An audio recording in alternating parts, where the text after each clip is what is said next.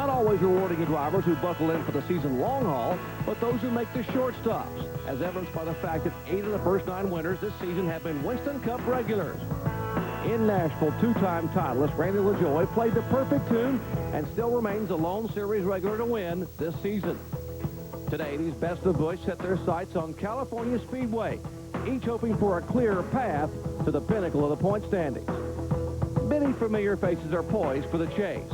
They know that one race is not a season, because current points leader Jeff Green proved at Daytona even a vicious tumble doesn't necessarily take you out of the title hunt. This is the focused face of a driver who has fought his way to the top. But the big question now is, can he stay there? A warm Southern California sun shines brightly over this manicured 2-mile oval as we welcome you live to our NASCAR 2000 coverage of the 4th annual Busch Series Grand National Division Auto Club 300 from California Speedway. After 9 events, veteran Jeff Green has become just a 3rd different driver to lead the point standings. But there is a logjam at the top with 138 points separating the top 5. And note, there are 2 rookies, Ron Hornaday and Kevin Harvick, positioned in the top 10. Hello, everyone. I'm Jerry Punch, and welcome to sunny Southern California. You know, in spite of the newness of this racetrack and the fact that there's been an infusion of experienced Winston Cup drivers, all 3 former Busch Series events run here have been won by Busch Series regulars, with Todd Bodine, Dale Earnhardt Jr., and Matt Kenseth taking the honors. In fact, all 3 of those drivers who have won have gone on to finish no worse than 3rd in the final season-ending point standings. So Ray Dunlap, that bodes pretty well for some of the young Busch Series stars starting toward the top of today's field. Well, it really does, Jerry, and all the Busch Series regulars want to beat the Winston Cup guys. The outside of the first 3 rows have Winston Cup guys all over it, like Ward Burton, the guy who won earlier this year in Darlington in the Winston Cup Series. But on the inside of row number 3 is a young driver, Bobby Hamilton Jr. Coming off his career-best finish of 4th at Talladega, Hamilton hopes to learn today from the Busch Series regulars. On the outside of row number 2, Joe Nemechek, the guy who won just a couple of weeks ago at Talladega. Joe Nemechek's car was a little bit tight in happy hour, but he thinks they've got it figured out. On the inside of row number 2, the 57 car of Jason Keller. Now, Jason Keller is currently 10th in the Busch Series points, but he only has 2 top 10 finishes this year, and he knows it's consistency that wins championships. On the outside of row number 1, the number 9 car of Jeff Burton. Burton won earlier this year at Las Vegas, and this is the very same car he used to do so. He finished 5th in this car at Rockingham and 3rd at Darlington. He knows this car is fast, but to win, he's got to beat the pole sitter, and that's Jeff Green. Jeff Green is not only the pole sitter, but he's also the point leader. And Jeff Green has had a great season with 8 finishes of 13th or better. But 1 year ago here at California, he was running 4th with just 15 laps to go, and he spun his race car, finishing 32nd that day. Jeff Green learned a lot that day, mostly about patience. If you want to win the championship, you've got to be patient. Jeff Green knows he can win today, but he's got to keep his eye on his points. Now, there's a lot of other drivers in this field that hope to get experience today. And for more on that, let's go to Bill Weber. Well, Ray, in a Busch Series season that has been punctuated with experience, this could be a race at a track that showcases some of that promising young talent still desperately looking for that valuable first victory. For example, Adam Petty will not turn 20 until July. This is just his 42nd career start. He rolls off 7th, hoping he can sprint to the front. 24-year-old Blaze Alexander is making his 37th career start. Today, he rolls off from the 7th position with the dream of wrestling away a win from some of the veterans. 25-year-old Hank Parker Jr. makes his 41st start. His best finish is 3rd. His biggest fan is Dale Earnhardt Jr. Hank hopes he can march into victory lane. Then there's P.J. Jones, Jason Leffler, Jimmy Johnson, and a few names on a long list of young California candidates hoping heart and passion can produce a win as the Busch Series focuses on the fresh faces so valuable to its future. Very, very exciting time indeed. Ladies and gentlemen, from the Automobile Club of Southern California, Thomas McKernan. Tom? On behalf of 5 million loyal Auto Club members in Southern California and 6,000 dedicated staff, the most famous words in motorsports. Gentlemen, start your engines.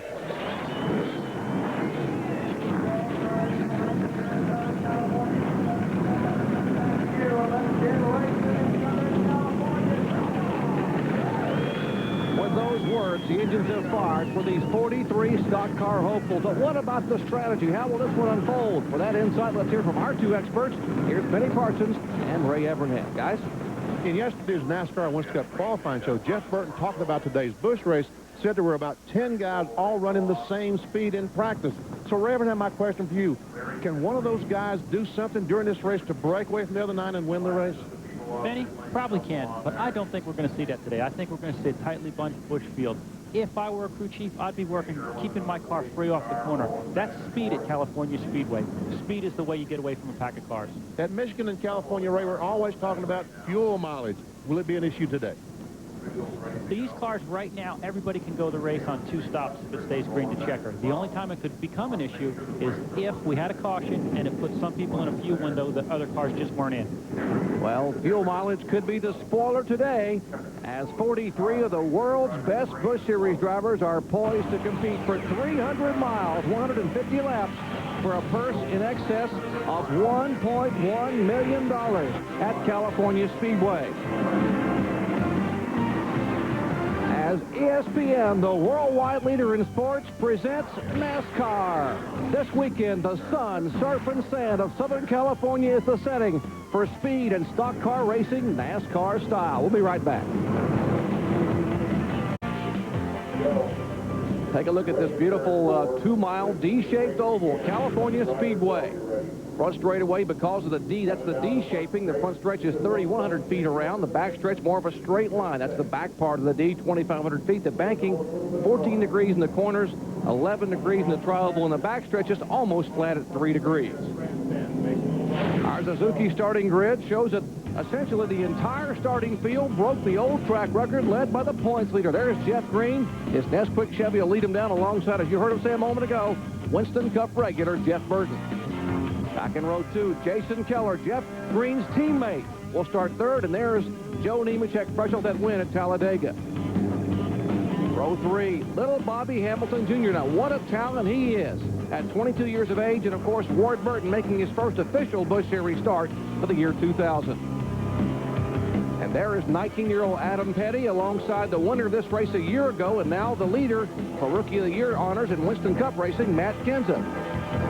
And guys, you look at the rest of our starting grid, you take a look at some of these drivers here, a lot of drivers realize that this is a great opportunity for the Busch Series regulars to strut their stuff out here on the West Coast. It's going to be very difficult to do because these racetracks are just lend themselves to NASCAR Winston Cup drivers because they've been running at Michigan for so many years and they're so doggone experienced. But Jeff Green showed them in qualifying. Maybe some of these guys can show them come race time. Saw a moment ago, Boris said, making his first ever oval start in the Busch Series. He's run at Watkins Glen. In fact, he was a pole sitter there years ago. Michael Waltrip making an infrequent start in Busch Series competition. Jason Leffler back there raced in the IRL cars at the Las Vegas Motor Speedway last week. He's here at California this week in the NASCAR Busch Series. Mike Skinner making his first of 6 starts in Andy Petrie's Albertson Chevrolet. How about Glenn Allen, the former Rookie of the Year, coming on board in the 82 car? Mark Green coming off his best finish of the year, a 7th at Talladega. That team has really come together. And Ray Evernham, so many young stars. You look at the Kevin Grubbs and the Casey Atwoods and the Hank Parker Jr.'s. So many young stars that have emerged very, very quickly in this Busch Series. And it's tracks like this will let them display their skills. Yes, it will, Jerry. What it does is give them some good experience. This place is very fast. The draft comes into play, and the Busch cars have a unique setup. It's something that I think maybe the Busch guys can get a little bit of advantage on a normal Winston Cup guy at a place like this. Absolutely. There's a look at this very, very wide racetrack. It's some 75 feet wide with 15-foot aprons. Our race analysis, 150 laps, 300 miles. The purse, the second richest race of the season thus far, $1.129 million. There's the pit window. You heard Benny and Ray talking about how fuel will be critical. And the track record, Dale Earnhardt Jr. 2 years ago. 9 different in cars, Benny. Elton Sawyer starts back in 39th in the Lysol onboard camera. Kenny Irwin has the Bell South Mobility on board. He will start 29th. Glenn Allen in the Channel Lock car starts back in 27th spot.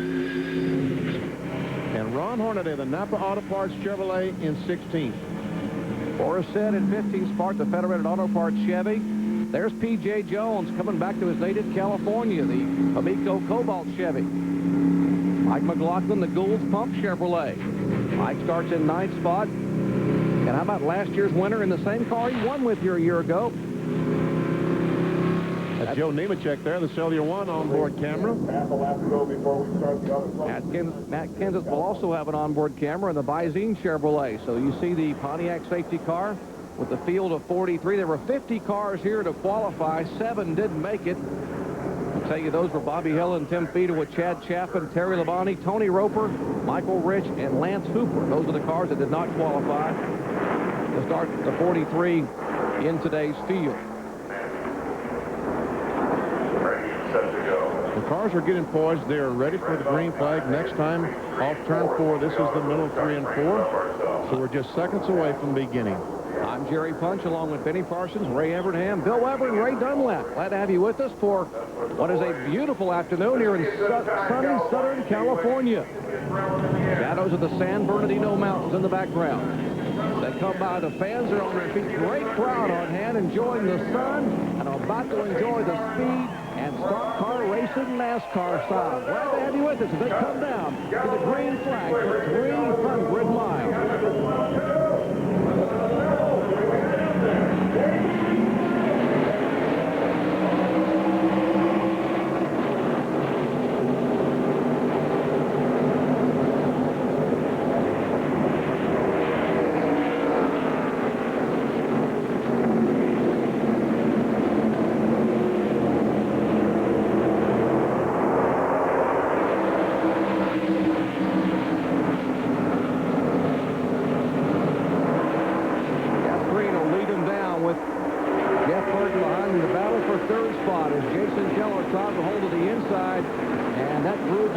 As Nemechek will have the advantage. He takes 3rd spot. Not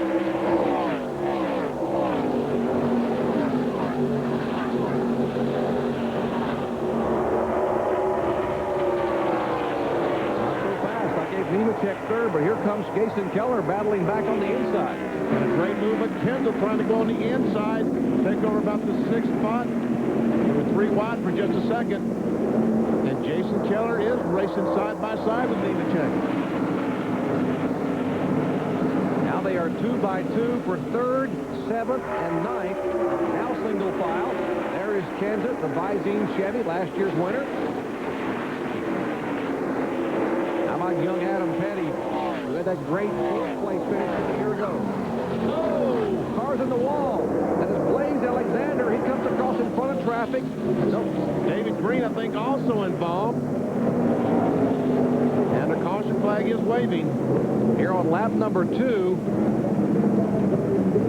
there's a damage to the Felix Savadas owned track phone Chevy for Blaze Alexander. 2 cars coming together out of turn 4. Alexander getting the worst of that. Heavy damage. There's the deck lid and part of the spoiler. You see that rear bar that protects the fuel cell. It also is keeping the deck lid connected to the car. The tethers, deck lid tethers, keeping the deck lid hooked to the car, and that's good news. See if we can see what happened. Looks like the car may have bobbled just momentarily there, coming in turn 4.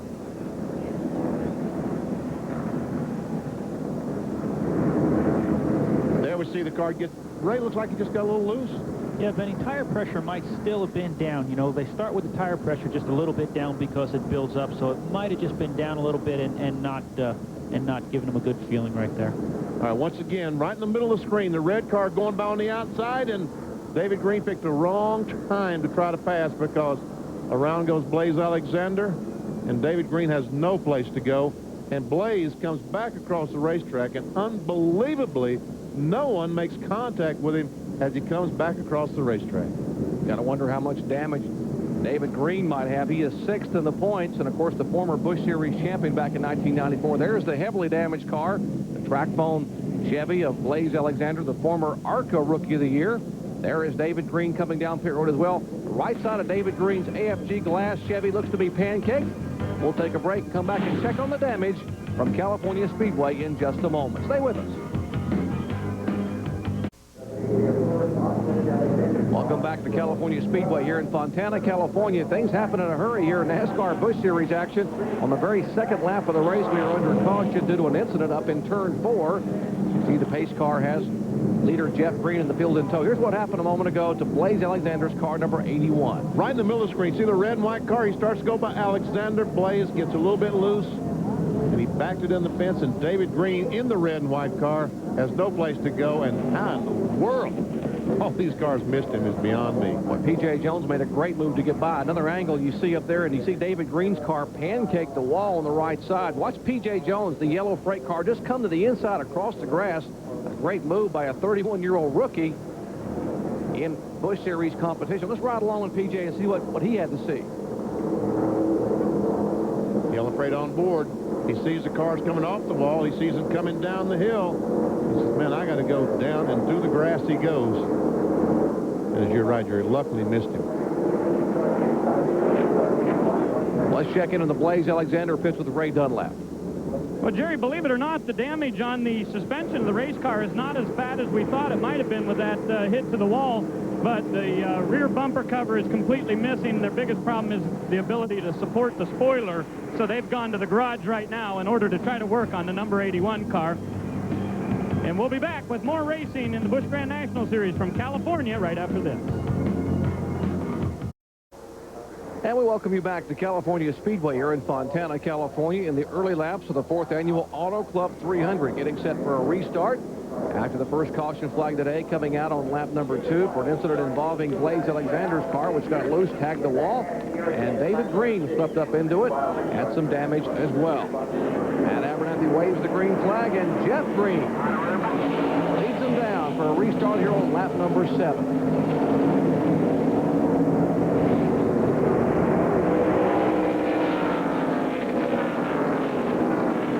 Michael Waltrip, the green and white car. Unusual colors, a different color for his car this week, the Band-Aid car. Brandon LaJoy, P.J. Jones, that's LaJoy, the 1 car battle for the lead. Jeff Burton just looks in the 9 car, says I can't make it, so he pulls back in behind Jeff Green in the 10.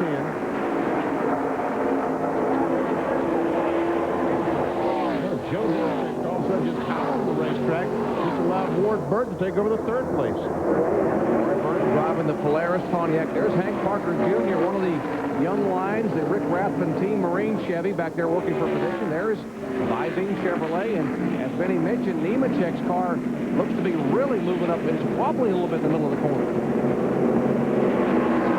like they might have started that car a little bit free, hoping that it would tighten up as the run went on. So he's got to move it up the racetrack to keep it from spinning out. They were 3 abreast a moment ago here, talking about Hank Parker Jr. There he makes a move underneath Mike McLaughlin for position. There comes the 3 car of Hornaday. We mentioned that a moment ago. David Green, the 1994 Busch Series champion, was involved in the first incident. Let's check in with his status. I think he's actually standing with Bill Weber. Currently 6th in the points, heavy suspension damage to the right front. Couldn't do anything about it, though, could you, David? No, Bill, it's unfortunate, you know. I kind of made a commitment to going outside. My car is really good. The AFC glass car has been good all weekend. And I guess Blaze lost it right there. And I tried to get woed up, and he come up into me and squeezed me in the wall. But as they say, it's racing. But proud of my guys. The car was good. But 2 weeks in a row right here is not difficult. Being in the garage fixing repairs, so we'll work hard and get up. It's easy to say, but you guys believed you sincerely had a shot at winning here today. Well, we had a shot at the front row with Jeffer, you know, and but we had a little boo-boo there, and we were good at happy hour. But it always happens when things are good, and the most thing that I'm proud of, you know, again, my car runs good, and my team works hard each and every week. But it's unfortunate. This is racing, I guess, but it's hard to swallow. But it's going to be a good day for us. Tough break for David Green, the eldest of the three Green brothers. There's David, then Mark, then Jeff, who currently is the points leader and the race leader. And Nemechek up in the gray stuff. Ray, he is really struggling. Started back in 4th, has now moved back to about 15th spot. Sure is, Benny, and by watching that car, I would have to say it's the He's moving up and slowing up in the high groove. I don't know if one of the guys on pit road can check that for us, but I would say he's got a loose race car. As you take a look at Joe Nemechek, who started 4th, now is currently running 15th. A moment ago, you saw the hood. There's the hood of that Cellular One Chevrolet. Joe and the Cellular One team are trying to raise awareness of a missing child in Las Vegas, Nevada. On the hood, they will display the picture of 7-year-old Carla Rodriguez, who disappeared on her way to school back last October of 1999. So they certainly are trying to help everyone involved with trying to find Carla, and that's why they have that picture right there on the hood of their Chevrolet. So kudos to Joe Nemechek and the Cellular One team trying to help out with missing children. Dave Blaney driving the 20, the AT&T car this weekend. Back up front, there is Jeff Green, the Nesquik Chevrolet. Behind him, Jeff Burton. There's the battle for 3rd position. Ward Burton's Polaris Pontiac. That's a Bill Davis car. Behind him, there is Matt Kenseth, car number 17. Reiser Enterprises Chevrolet. John and Robbie Reiser own that car. That is not a Jack Roush car. Kenseth drives for Jack Roush on Sunday. There's a look at Matt. Have you ever see Dave Blaney trying to get by? He's going in the middle of P.J. Jones, the 19 car, and 87 of Nemechek. Goes by Jones and is trying to get by the 87 car. Looks like he will, so we'll put the... Well, here comes Nemechek back on the outside. And Boris Said comes down pit road. 36-year-old driver driving for Jimmy Spencer in the Federated Auto Parts Chevy. Said making his first ever oval track push start, only his 2nd ever, and an unscheduled pit stop as he heads down to George Church and the Jimmy Spencer crew. They will raise the hood there.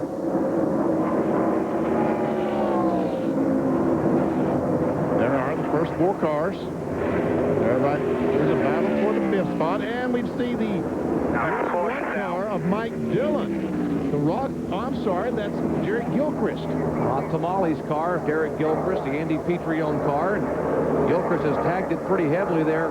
Fluid from the front and rear of the car, looks like. It actually may be shadows in the rear of the car, but he's hit it pretty heavily with the front of the car, but he takes the window net down. There's another shot from outside.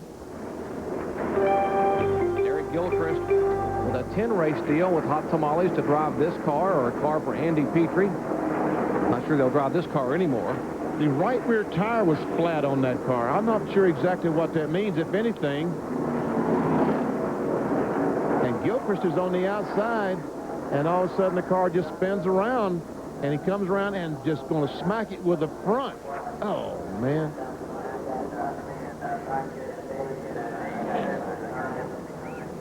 One more angle.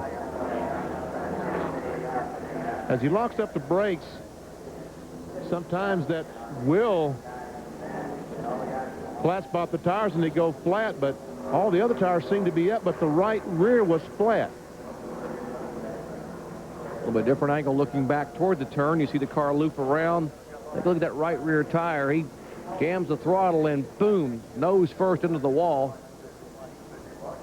as the car slides directly toward our camera, bringing out the 2nd caution flag of the day here on lap number 13. Well, I guess the front's flat as well, so I guess it was. He slammed on the brakes. He's trying to go by on the outside of Glen Allen, and maybe just gets in the corner a little too high, Ray. I don't know if that tire was flat or not. Certainly could have been going low, but this track is tricky, especially for young rookies. Derek does not have a lot of experience. This place is so smooth and so fast, the car does not give you a lot of feel before it wants to go sideways. And I think that the car gets out from under some of these young guys before they even realize it's going. Well, he's a talented young driver with a lot of races left, but his day is probably over here at California Speedway. We are under caution for the 2nd time. Derek Gilchrist climbs out. Back in just a moment. Brazilian driver Gil de Ferran is a 2-time pole winner this season, but is searching for his first win with new car owner Roger Penske. Rio de Janeiro native Roberto Moreno was on the brink of scoring his first career kart win. Boy, he'd love to do it in his home country of Brazil. It's the Kart FedEx Championship Series going international. The Kart Rio 200 live from Rio de Janeiro, Brazil, Sunday at 12:30 Eastern Time on ESPN. For more, log on to ESPN.com, a part of the Go Network, go.com. Working caution for the 2nd time today due to a spin up in turn 3 by Derek Gilchrist in his Hot Tamales Chevrolet. Pretty heavy front end damage to that car. Gilchrist is okay.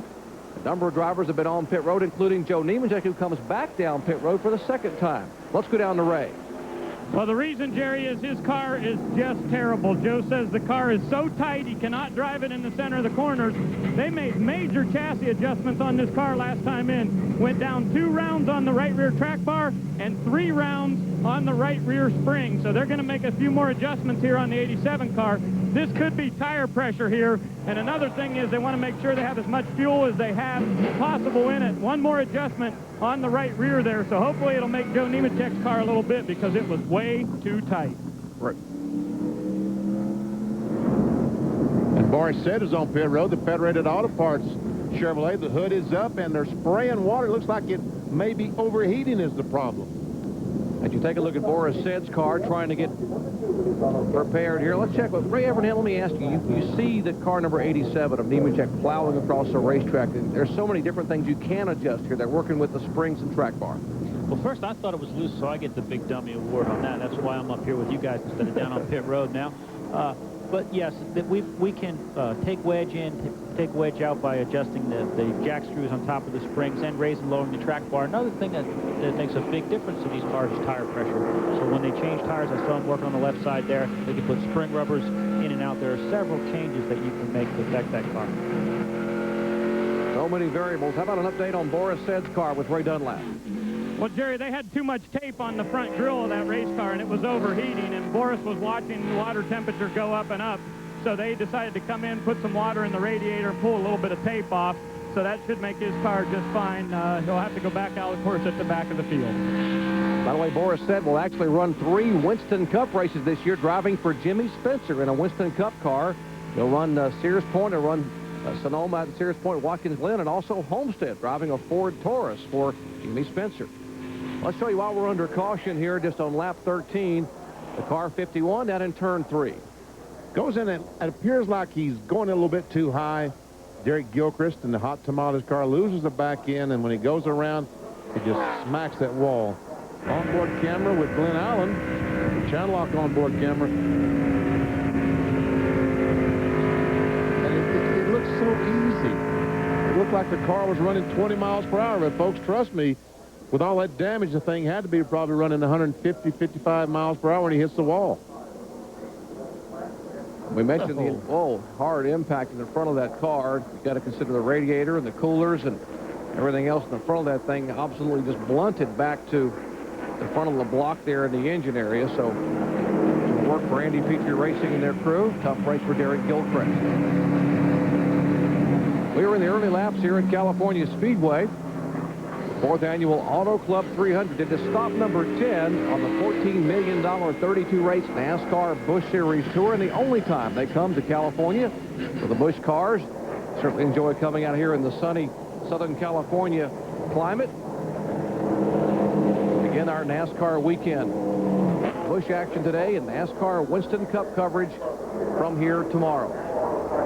Getting set for the restart. Great crowd on hand. Tell that guy to sit down. Jerry, I can't see. Okay, now I see. Go, go, go.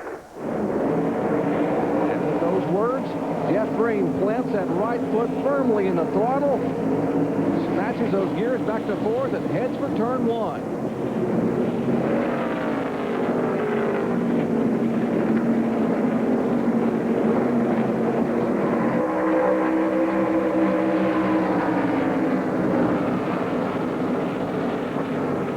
Was a 2-car breakaway before has now become a 3-car. Matt Kenseth in the 17 car right on board with him now. The Visine Chevrolet started back in the 8th position and has worked his way up to 3rd.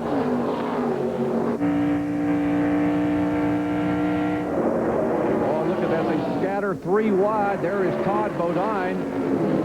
Winner here back of the inaugural Busch Series event back in 1997. In fact, his last career victory came here back in 97. That's Randy LaJoie, the Bob Evans Restaurants #1, the red car behind Ron Hornaday. This is a battle for the 9th spot.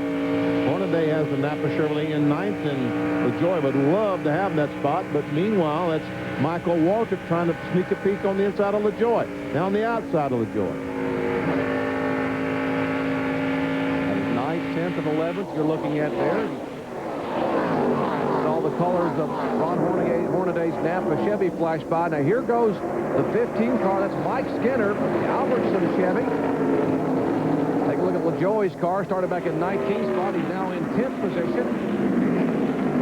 Pretty heavy impact 2 weeks ago at Talladega for the former two-time champion. Talking about LaJoie.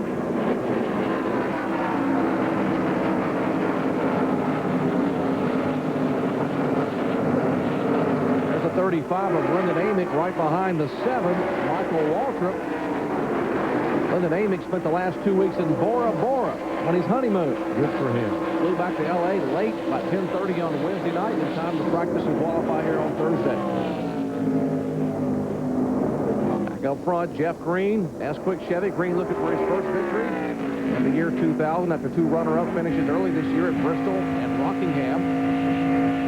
Jeff Burton driving the same car he won with earlier this year at Las Vegas, Busch competition. And of course, the car that won here a year ago is the 17 car of Matt Kenseth. There's the battle, 4th, 5th, 6th, and 7th in line as they go by.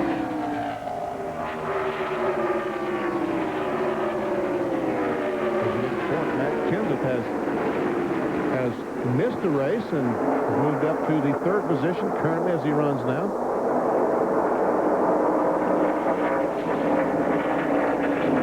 Bobby Hamilton Jr. in the Baywatch Restaurants car.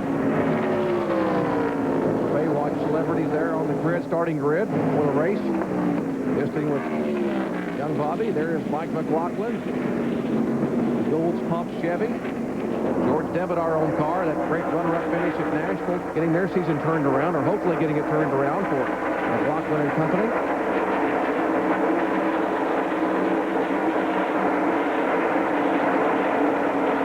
How wide this racetrack is, but they use the very bottom area. If you see Skinner going by Hornaday, reminds you of the old days in the NASCAR Craftsman Truck Series, Benny? Yes, it does. Well, they have some great battles talking about Mike Skinner and Ron Hornaday in the NASCAR Craftsman Truck Series, but looks like right now Mike Skinner in the 15th car qualified 26th, and now Hornaday loses another spot. Is Lyndon Amick and Michael Waltrip both have been able to get by him. Hornaday backsliding now, back to 13th position.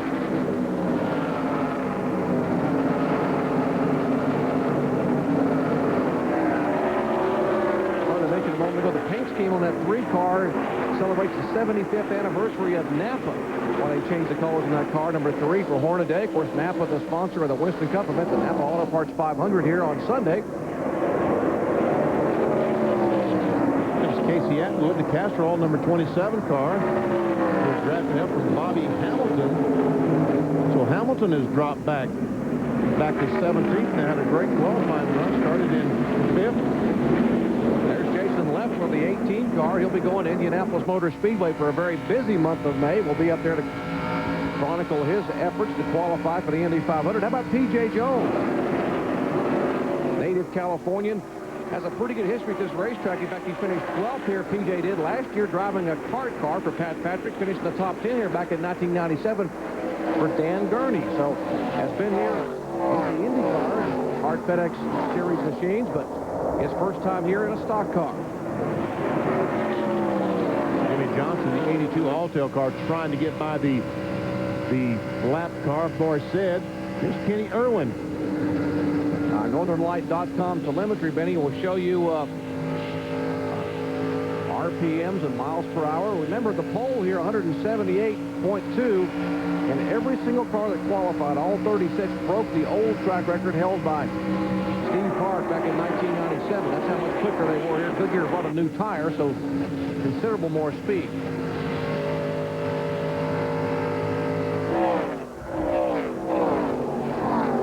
Both P.J. Jones and Kenny Irwin closing on the bar set. Once again, the lap car, of course.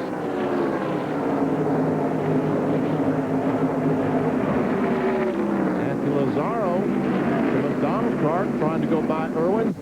Mike Gillen on the outside. Is there anybody on the inside of Kenny? Let's see. We can't see.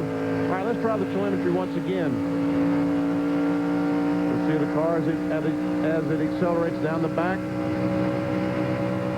170, 181 miles per hour. Ray, They just touch the brake to get the car to turn a little bit. Oh, and is that the 19 with P.J. Jones? Around he goes. And back across the racetrack he comes. Now we got trouble in 4 again. Behind him, Kevin Harvick gets tapped from behind by Huck Strickland. It looks like that is the 2-car of Harvick. They're all over the place in 4. Thank Kevin. You're hearing the spotters talking to their drivers from above the grandstands as now they almost hit again. There's P.J. Jones, damaged yellow freight car. There's Harvick's car that looped around. On lap 27, we have caution number 3. There's P.J., the 31-year-old California driver who had that great charge. He had come all the way to 12th position before that car just snapped a moment ago and tagged the wall. Now he's rumbling down pit road. Sorry, Jerry. Sorry, Benny, go ahead. See the damage to the left front, so that means he's going to take the car, looks like, take the car directed to the garage area.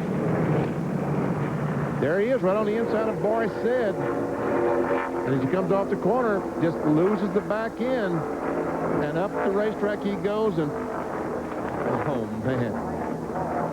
And these guys right behind saying, sure glad we got by. But as he comes back across the racetrack, Kevin Harvick backs off in the 2-car, and Huss Strickland, you're right, just has no place to go, runs right in the back of Harvick. Look, different angle this time, looking across the racetrack. There's P.J.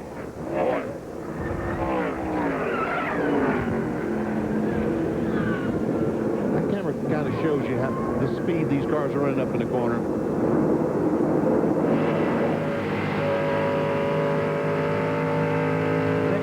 The Bell South car wasn't right on the back bumper. There was a car on the outside of him, and that's the edge of playing things, and a little bit of downforce can be taken off the rear end of that car. You just got to boost with it.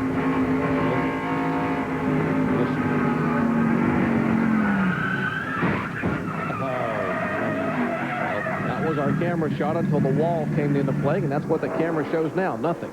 Ray, now you talked about these cars need to stay free, need to stay loose, but you got to. There's always that fine line you got to stay inside of because he was just simply too loose. That's one of the hazards, Benny. I believe that might have been a little bit of aerodynamics. What the guys are doing with the Busch cars to keep them free is putting big sway bars in them, big sway bars in the front, big sway bars in the rear. And what that doesn't allow the car to do is get a lot of burst on the tire when it gets in the corner. So if you take just a little bit of that away, everything wants to go sideways. All right, 55 miles an hour. Here come the leaders down pit road. Lap 28. Mark that in your books. Remember, fuel mileage is critical. How far can they go? Here is the first stop with the lead group. Let's go down to Ray. Well, Jerry, they will definitely have to have another stop here, but there's going to be a chassis adjustment on Ward Burton's car. They go down 1.5 rounds on the right rear, and right side tires only in a little bit of contact. Now to Bill Weber with the leader. Jeff Green's car is good, but he wants to make it better. They're going to make a slight air pressure adjustment. That's it. More tires and fuel. He has the #1 pit stall on pit road. The 22 and the 17 have already made their changes. They're back on the track. Around to the left side for the 10. The 45 and the 87 return. Some of these guys have taken 2 tires. The 10 returns to the track. Ray. Bill, big chassis adjustment for Buckshot Jones as his car has been very, very tight, and he will be back out at the end of the field because they took so long on this pit stop. And boy, did Jeff Green lose some spots. Went in leading the race and is probably going to come out. He changed 4 tires and a lot of cars. We saw Ward Burton just take on 2. So, man, he's going to end up probably somewhere from 10th to 15th. Now, you heard Ray Dunlap a moment ago talk about there's almost contact, a close call. Here is Ward Burton leading, and there is Buckshot, and there is a nudge between Buckshot's front and Burton's rear. And Ray Abraham, if you're a crew chief, how do you avoid that? And really, who's at fault here? Well, you don't want to say anyone's at fault. You're standing on top of your pit box. You know you're going to do 2 tires. You're up at the front of the pack. You've got to be looking down pit road. And somebody else, when that driver feels that jack go, he's got to be relying on you to tell him clear, clear, clear, and pull it out. It's really, we're lucky it doesn't happen a lot more on pit road than it does. So it's a combination of communication between the crews and the spotters who let the driver who's just had his pit work leave and the guys who's coming in. And so you're right. As We're very fortunate it doesn't happen much more often on pit road. Working caution number 3, P.J. Jones, heavy impact. There it is in turn 4. All the leaders have been on pit road. We'll come back with green flag action from Southern California in just a moment. Welcome you back to California Speedway. I'm Jerry Punch along with Benny Parsons, Ray Evernham, Bill Weber, and Ray Dunlap, bringing you live NASCAR Busch Series action. Now, after this pit stop, want to know where your favorite driver is running? Well, log on to NASCAR Online, www.nascar.com. Real-time information about your favorite drivers and what's happening in the garage area in Busch and Winston Cup action. That's real-time information. NASCAR Online, www.nascar.com. Let's show you some real-time information on this pit stop summary and see the big losers there. Wow. Jeff Green in first, out 7th. Of course, they changed 4 tires. We'll let Ray Evernham explain why that may have happened in just a moment. Here's a look at someone. Look at LaJoy in 8th, out 32nd. Wow. And LaJoy is just now leaving pit road again. But I think the LaJoy is just topped off rake. Can they run the rest of the way on one more stop? Boy, Benny, they must know something that a lot of the other guys don't know. Certainly, they would have to be getting extremely good fuel mileage. Certainly nothing to lose by coming back in from where he's running right now, although this track has not been very good to him over the years. He is, and there's the 87 car, Joe Nemechek, the Cellular One Chevrolet, who came in earlier, had that terrible handling problem. You heard pit guys talking about how loose the car was, or how tight the car was. They came in and made adjustments in the rear of that car, and now he has found his way back up to 5th position. Let's check back in the pits with more strategy. Ray Dunlap. Well, Jerry, you guys are talking a little bit about fuel mileage up here. From what everyone's told us down here, the very best that they could possibly do would be 70 laps. Now, most of these guys are looking for a window around 62 to 64 laps. So 70 laps now would put us at 101. And, of course, this race is 150. So they can't make it the distance. But what they're thinking is they may be able to make it while other guys have to come in under green until that next caution. That's the strategy. Go, go, go. And with that, Mike Dillon leads his first lap in the year 2000. Rockwell Automation Chevrolet Richard Childress on car number 21. Last time he led was back in July of '99 at Pikes Peak. And he did not stop this time, talking about Mike Dillon. He stopped back on lap 15. And here goes Kenseth trying to get by all these cars on the inside. And here comes Adam Petty. There's 3 wide down the backstretch. Where's that 4? Spotters letting us know how many are out there. 4 wide, and look at Adam Petty. And look at Dillon. He was the leader to the green flag, and now he's on the outside. And here comes Matt Kenseth. 3 wide, you're still there. 4 wide, you're up high. No 4 wide. Kenseth, Petty. They're on the inside, and now Petty will fall back in behind. That's Ward Burton, the 22 car. Here comes Nemechek diving to the inside of Boris Said. Nemechek, here's the 10 car of Jeff Green, our early leader, who made that 4-tire change. Check in the Adam Petty pits with Bill Weber. That car has been loose since the race started, but it had been tight all weekend up until today. They took 2 right-side tires and tried to tighten them up a little bit for Adam Petty.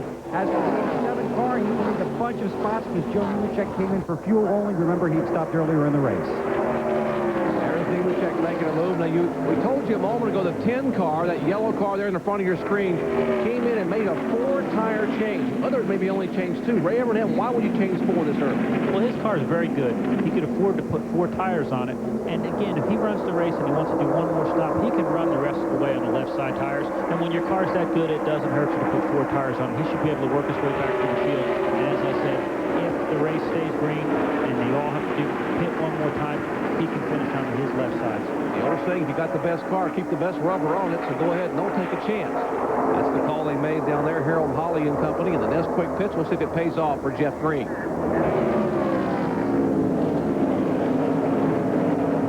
And 21 car Mike Dillon did not stop, and he's going even farther back. And I don't know where he is by now. There's Green.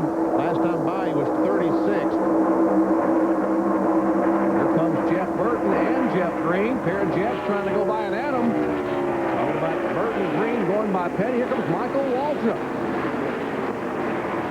And Combo 9, the 66, Phillips 66 car goes by.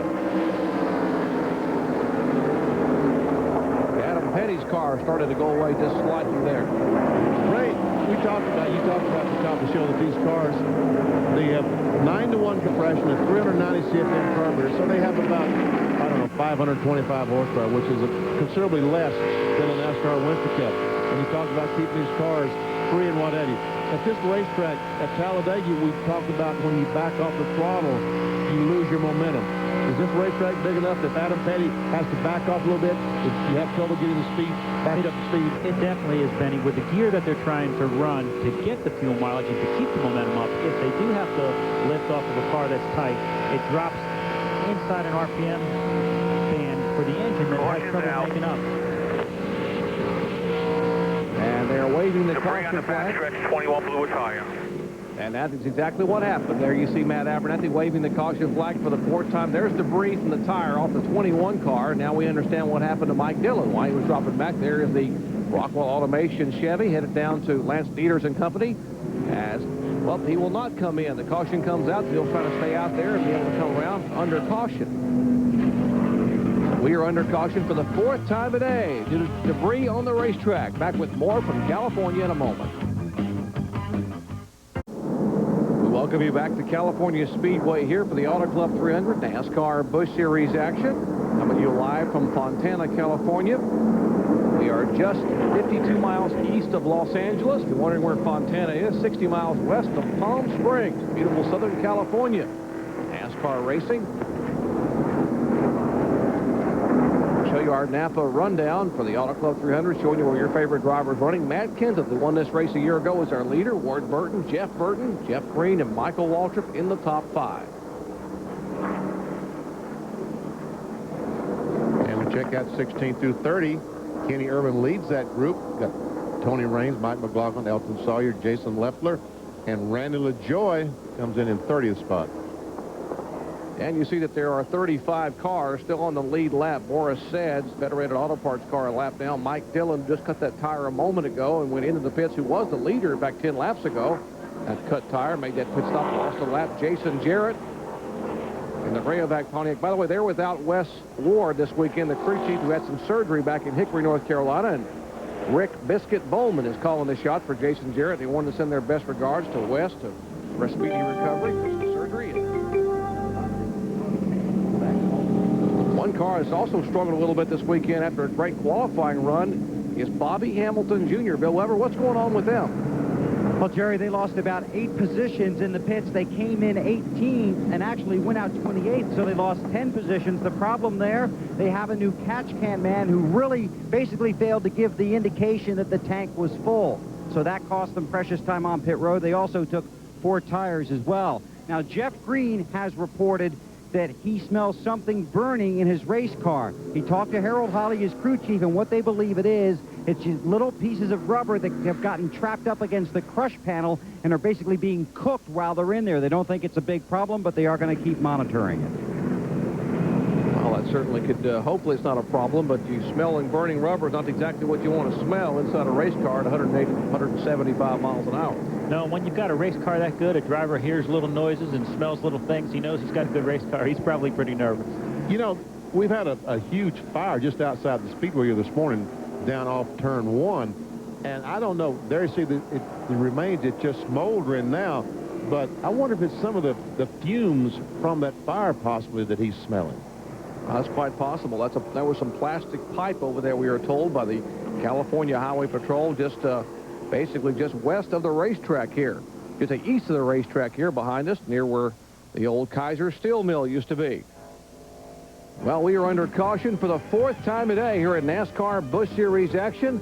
Matt Kenseth is our leader. Back with more in just a moment. Welcome back to California Speedway here in Fontana, California. The Auto Club 300 NASCAR Busch Series race currently under caution for the 4th time due to an incident involving some tire debris off the 21 car of Mike Dillon. We mentioned earlier there was a fire this morning, a pretty significant blaze just east of this racetrack here, about half a mile or so away, which filled the sky full of a dark smoke. And there's a look at that plastics pipe we're talking about that was burning just a couple of hours ago, and they were using, see some of the pipe there rolled up to the side. Pretty significant blaze. Wow.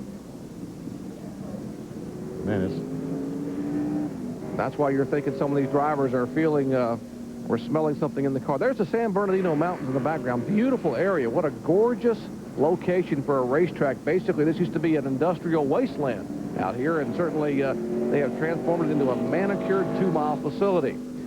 Want to see some Supercross finals live on pay-per-view? How about Saturday at 10, May 6th? The best riders in the world vie for the EA Sports Supercross Championship Finals. You can call your cable provider or satellite company to order. That's, again, live on pay-per-view. That is EA Sports Supercross Finals, Saturday at 10:30 Eastern Time. Let's check in back in the pits with Ray.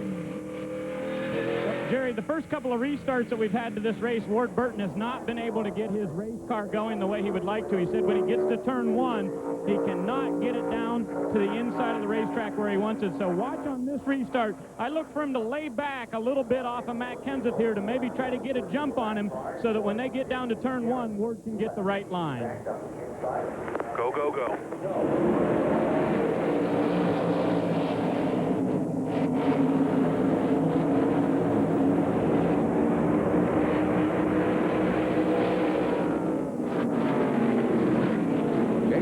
Car number 11 very slow on the inside as the field goes by. He had been on and off pit road a moment ago with the crews working near the left front of that car. You see Aaron Forrest Sets, Federated Auto Parts Chevy, being passed. He's had some problems early on, but on and off pit road. Now pulls up in line behind Todd Bodine.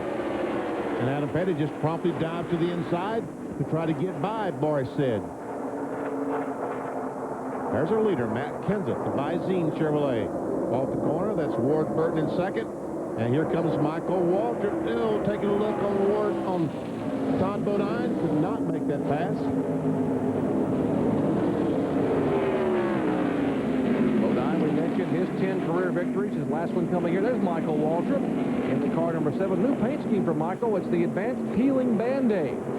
The colors on Michael's car number 7. There's a look at the car number 7 for Michael. Take a look at that sort of a light green with white number on the side of it.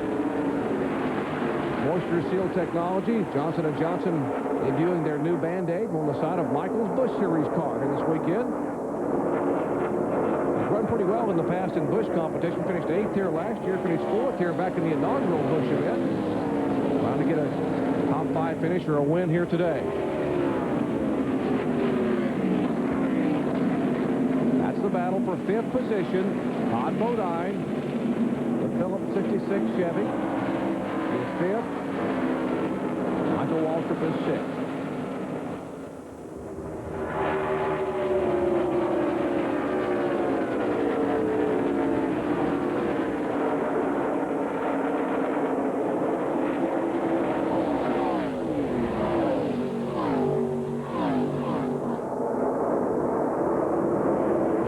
Start-finish line once again.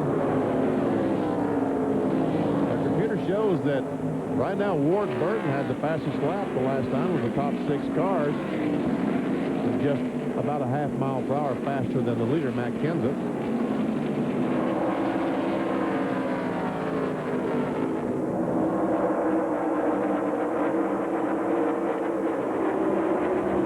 Ron Hornaday in the Chevrolet trying to close in on the back of Joe Nemechek. He's run on board with Nemechek. He's currently in the 8th position. Our NorthernLights.com telemetry showing Joe speeds of over 178 miles an hour. I expect 181. Now we're seeing 185. This is the fastest part of the race course in the tri-oval area, the D-shaped area of front straightaway. And he slows down to 159. Now, there's a little bit of a breeze down the front stretch, so that's one reason we're seeing more miles per hour down the front than the back. Earlier we saw about 181 down the back stretch and about 187 down the front. It is because of a tailwind down the front stretch. Also, the front stretch a little longer than the back stretch. Now, Here is Randy LaJoy in the Bob Evans Restaurant Chevrolet, who made a pit stop on the last debris caution and was back in like 31st position. Now he has moved all the way back into 24th. But boys, he got his work cut out trying to work his way through this group. They're 2 wide, they're 3 wide. That's Tony Raines. He's on the inside of Jimmy Johnson. Tony Raines in front of him, the 33. Casey Edwards in that group. That's Anthony Lazaro, the McDonald's car behind. Oh, careful, Anthony, careful. Kenny Irwin is there. The Castrol car for Atwood. Chad Little was there as well in the Little Tree Chevrolet. So a whole cluster of cars. Right there's Jason Leffler. He leads that group. When Joey thinks, I think I'll go with 3 wide. No, I think I won't. Tony Raines coming off that great run for that team at Talladega. Well, they have just taken life since they got those Barbara Hilly engines on board a couple of weeks ago. Good finish at Texas. Here comes LaJoy. Got a run on Kenny Irwin. And drives on the outside, but you can't go in too hard, too high. We've seen that not work. But LaJoy is the grizzly veteran. He knows how hard he can go in. But he's also having trouble getting off the corner. And it looks like they're starting to move the groove up just a little bit there. The darker that gets, the more rubber's down there, the stickier it'll be, and they can hold that right rear end. They won't have to pay as big a penalty getting that right rear up into the light gray. Now he's got a run. Got a little wiggle, too. Got a wobble and a run, but that'll do the pass. Now they fan out behind him, double file. We'll see if Jimmy Johnson can make the move inside. He will make the move past Kenny Irwin. How about Tony Raines? Now Irwin will slide down and block the lower groove, and Raines, can he squeeze it down to the line? Oh, just a couple of inches. And Irwin is sideways. Now they're 3 wide. Oh, the 33 goes down and almost runs to the side of Jay Sauter in that 43 car. That's Kevin Grubb behind Sauter. Irwin looking for some empty racetrack. He's in the middle of that 3 wide battle. And I know Lazaro did not want to be 3 wide on the outside going in the corner. Folks, it's why they fill the stands in the Busch Series competition, because this is battling back for 25th, 6th, 7th, and 8th spot. And they're 3 wide like it's the last lap. There's Dick Tripp in the 5 car, Phil Parsons at 59, Kevin Harvick in the 2 car, the AC Delco car. There's Buckshot Jones at Cheez-It 00. Chevrolet for the first time this year. They tested Pontiac and Chevrolet, opted to go with the Monte Carlo.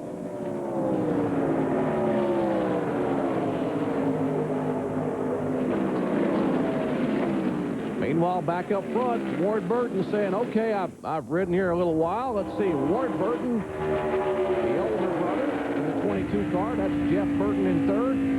Look back at the brothers Burton in 2nd and 3rd spot. That's the Visine rear bumper cam off the Chevrolet.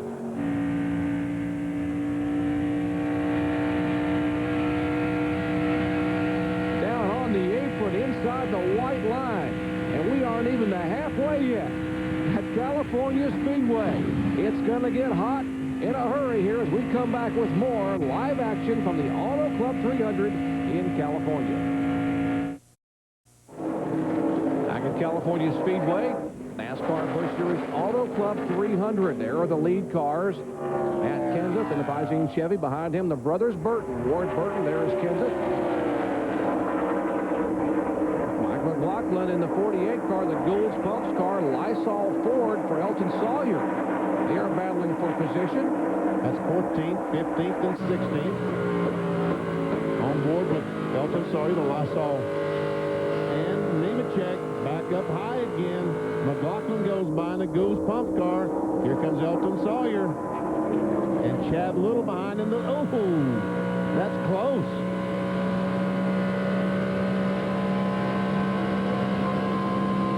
The white car on the inside, the Little Trees car of Chad Little.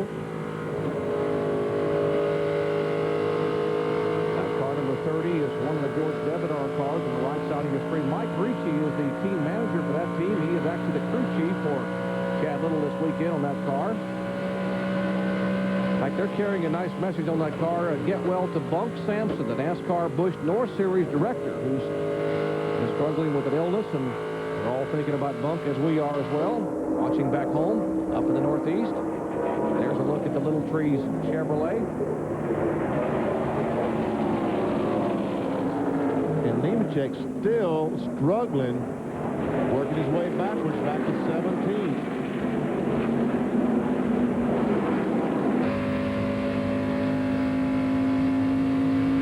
This is Mike McLaughlin, the Gould Pumps Chevrolet. He's in 14th. Elton Sawyer in 15th. Trying to get closer and closer. This battle is going on about 13 seconds behind the lead. Speaking of the lead, there it is. And Jeff Burton was trying to make a move for second spot, but he thinks better of it. Falls back in line behind his older brother Ward. And now he's got a great run. Ward Burton slipped off too badly. Good run on you, buddy. Looks like Ward got an you for a long way. That's Tommy Baldwin, Ward Burton's crew chief. Now they go by the 81 car, the damaged Blaze Alexander machine. Now Ward Burton wants the lead, or Jeff Burton should say wants the lead, and going to take brother with him. Here comes the Polaris Pontiac by, and Northern Light Ford Taurus is showing the way here on lap 59 at California Speedway. 15 laps away from the halfway point. 300-miler, which is 150 laps on a 2-mile oval. And while these guys are battling for that lead, Jeff Green, the Nesquik number 10, has closed up. Last time he was 1 second behind. Just joined us, Jeff Green in that 10 car was the pole setter with a brand new track record at 178.2 miles per hour. And he has been the dominant car. Even in happy hour, he was very quick, and he's showing second fastest overall right now. He and the 9 car were the 2 quickest cars basically all weekend. And that's the good news. He was second quick. But the bad news is the leader was the quick. Hornaday in the 3 car, Napa colors, Lysol machine of Elton Sawyer. And Ron Hornaday was 10th just a moment ago. He's falling back now to 13th. This is a battle for that 13th spot, and Elton Sawyer trying to take it away. Has position. Hey, Elton Sawyer started back in 39th position, so give a call to the Lysol team. Ricky Byers and company, the Brad Aikens car. He takes a spot away, Vinny. Back to 13th spot all the way from 39th.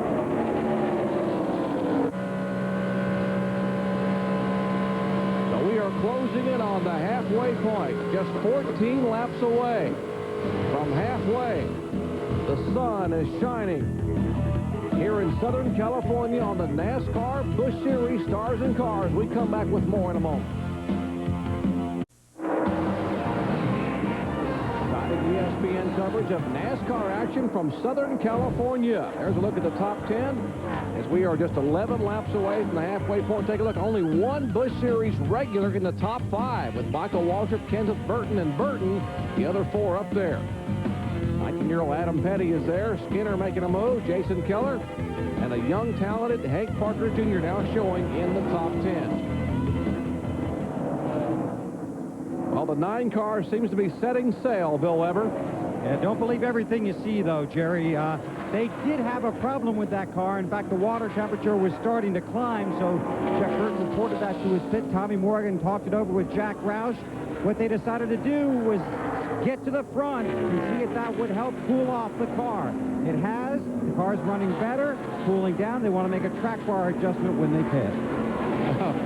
I hope he don't make it any better than it is right now, because he pulled out to a 2 1/4 lead. I think it's a speed, like they need to have heat shield like they have on the space shuttle. That's why it's overheating. That's the problem. There's Kenseth. There's a 17 car of Matt Kenseth and Ward Burton in the car number 22. There comes the 10 car of Jeff Green, the current Busch Series points leader. You saw at the very top of our show, he took that wild side-over-side tumble at Daytona and has fallen his way back to be the leader of the points race after 9 events. There's Michael Waltrip going by. He's in the 5th spot. He right now is about 7.5 seconds behind Jeff Burton, the leader. Michael Waltrip fans, we reminded you during our qualifying show that Michael did indeed run at Talladega last Sunday and then ran the Boston Marathon on Monday and finished in front of about 3,000 other runners. See Todd Bodine's car coming into view there. Todd currently second in the points, just 24 points back of Jeff Green coming in. And right behind Todd Bodine is Adam Petty. There's Adam Petty, the sprint car, number 45. He's in the 7th position. Finished 4th here a year ago. He'll be running 4 more Winston Cup events before the year is out.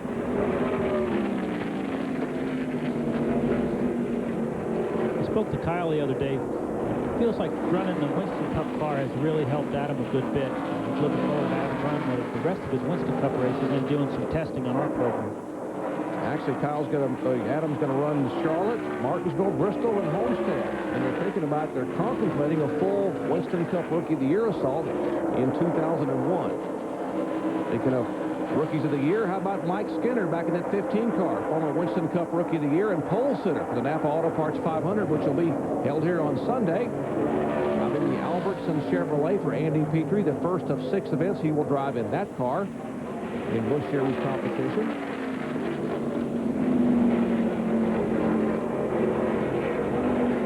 Started back in 26th spot. Of course, Mike Skinner from Susanville, California, so a lot of home state fans watching him. There is Jason Keller in the 57 car, the segment machine. He's the teammate to Jeff Green. Greg Pollux, Bob Campbell, and John Bender own both those cars. And Hank Parker Jr. is back in 10th spot, the 53 Team Marines car. Rick Rathbun Team Marines racing car. They had a whole detachment of Marines here. They had a Marine Corps band during the pre-race festivities. Good run by Hank Parker Jr. showing right now in the top 10. There's the guy they're chasing, the car number 9, Jeff Burton. Northern Light Ford Taurus. As you heard Bill Weber say, the car had been heating up a little bit, so he had to get some fresh air, and he's gotten about, 2 seconds worth of fresh air between him and the second place car right now as he is pulling away here at California Speedway. We are 5 laps away from the halfway point of the 4th annual Auto Club 300. Back with more live coverage in just a moment. There's the guy they're chasing, Jeff Burton. Having already won this year in Busch competition, there have been 6 different winners. Of course, Burton won in this car at Las Vegas from 7th starting spot. Tommy Morgan, the crew chief. Jack Roush owns it. Bob Rinaldi, the engine builder there for Jack Roush. And about a 2.5-second interval between himself and his older brother, Ward Burton. Tommy Morgan, the crew chief, told him this morning he wanted to say hello to James Dixon, their truck driver. Didn't make the trip with him this week. His father passed away back in Greensboro about a week ago, and he said, just tell James that all our guys are thinking about him. Ward Burton is now in second position. We went away a moment ago to commercial in the 17 car. Kenseth was in second spot. He has lost a couple of spots, Ray, and seems to be struggling a little bit.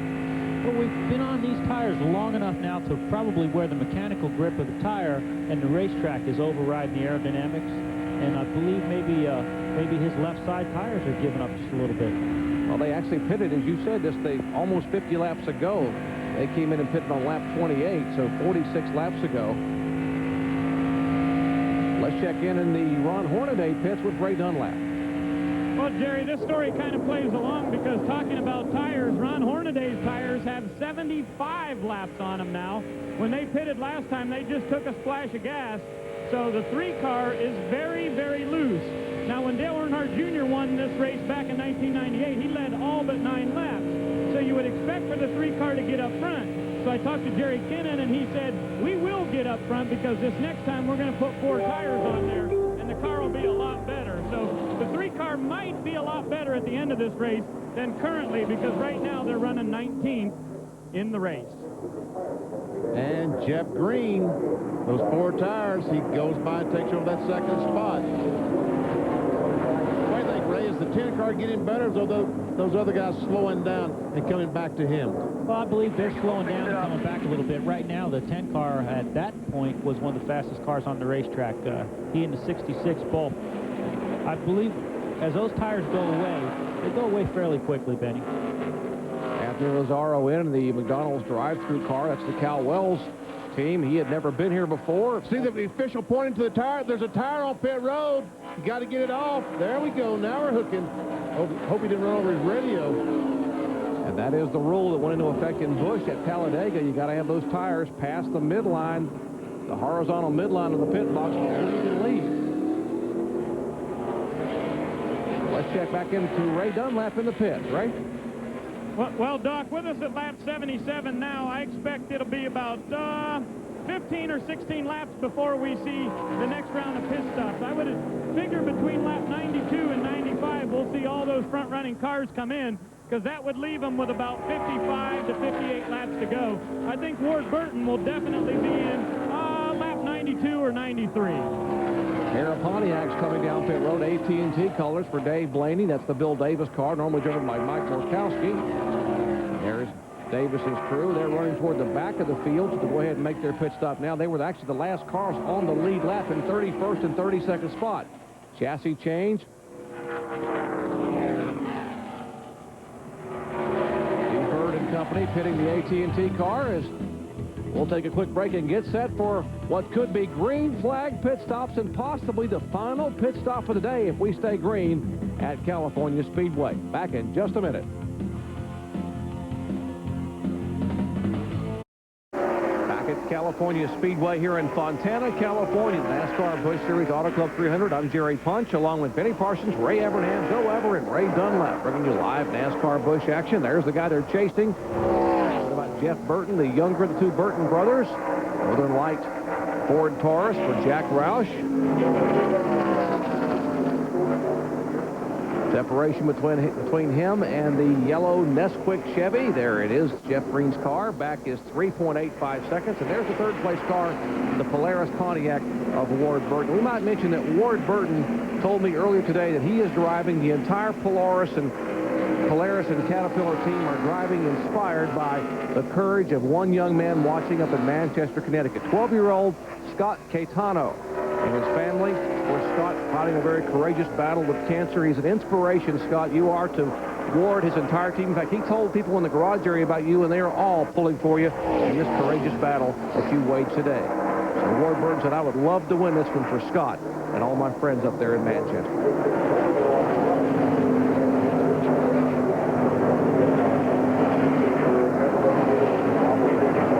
Of cars have really had some pretty good runs today from the back of the field, including a driver who began the year with an impressive finish at Daytona. Rookie competitor Jay Sauter in the car number 43, driving for Kerry Agajanian and Mike Kerr.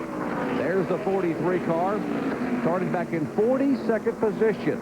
The Quality Farm and Country Chevrolet. And Gene Need said yesterday in happy hour they found a problem with an axle rubbing inside the gear, and suddenly it was a different race car for the final 10 minutes of happy hour. Take a look. He has made progress all the way to 13th position. Well, David Green back on the racetrack. Jay Sauter passed him just a moment ago, going down in turn 1. 37 laps back, but trying to get every point that he can for this final NASCAR Busch Series championship. Joe Nemechek in the pits. An up-and-down day for him. There's Brian Patty and the crew now changing right-side tires. You got to believe they can make it the rest of the way from here.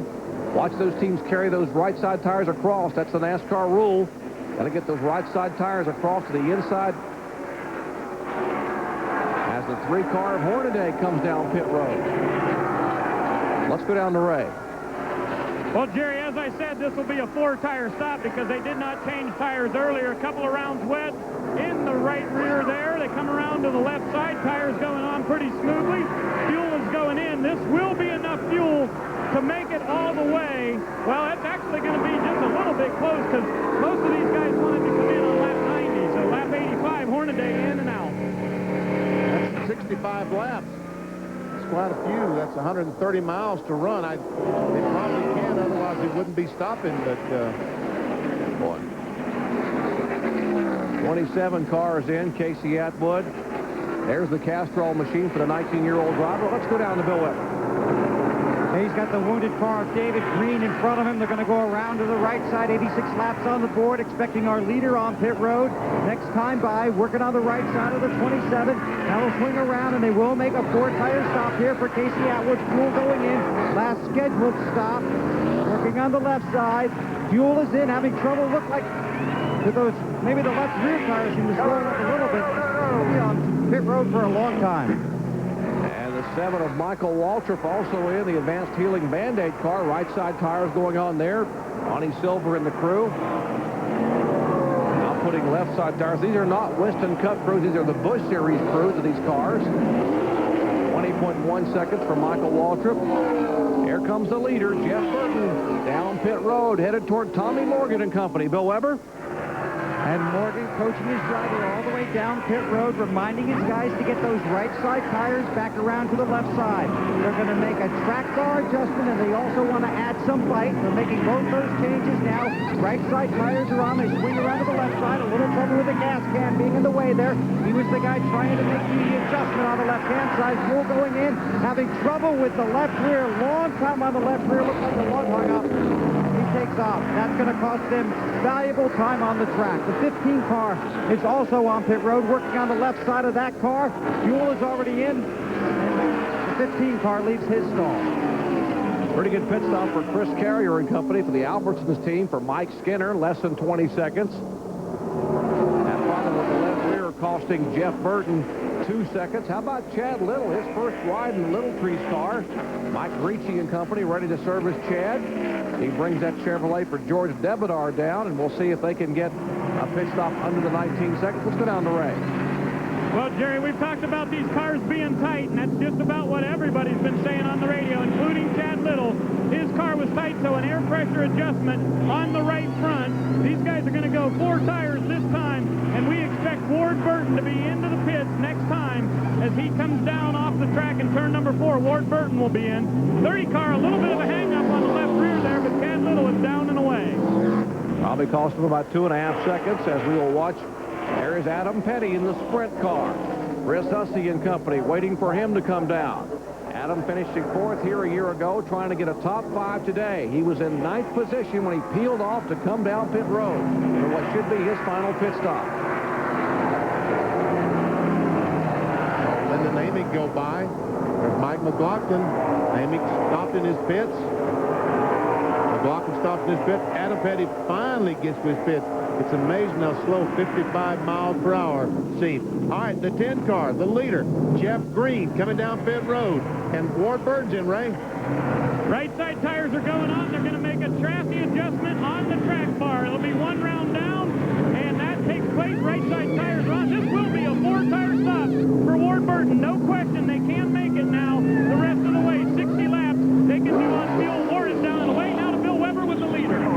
Another strong run for the points leader, Jeff Green on pit road, an air pressure adjustment, and again, just like last time, they will take 4 tires, fuel going in, left side tire bolted on. Green installed the engine, he used it refired, and now gets it back out on the racetrack.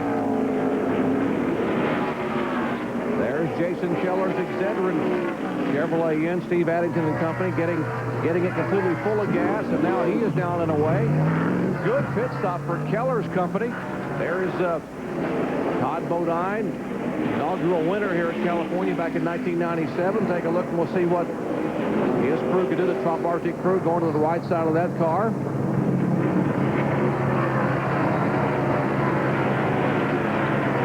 Change the right sides quickly. We see the clock is clicking. On 13. Sorry, Denny, go ahead. Kenseth inherited the lead. We will be the leader. After all these other cars made their pit stops, he is coming down pit road. Let's go down the Bill.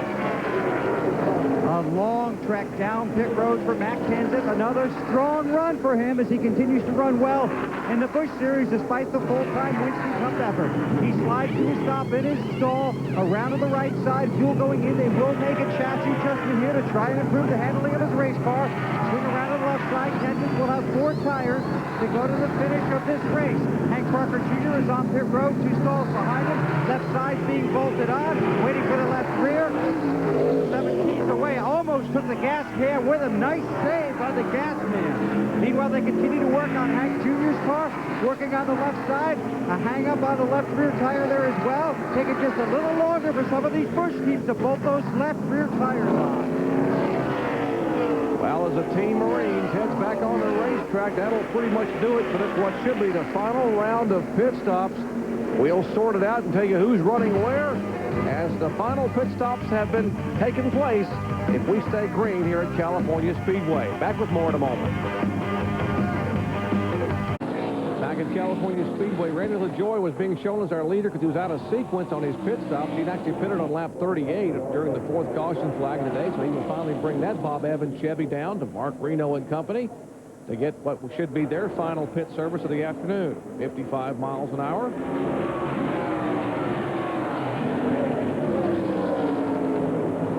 Brings the car to stop. Jack goes under.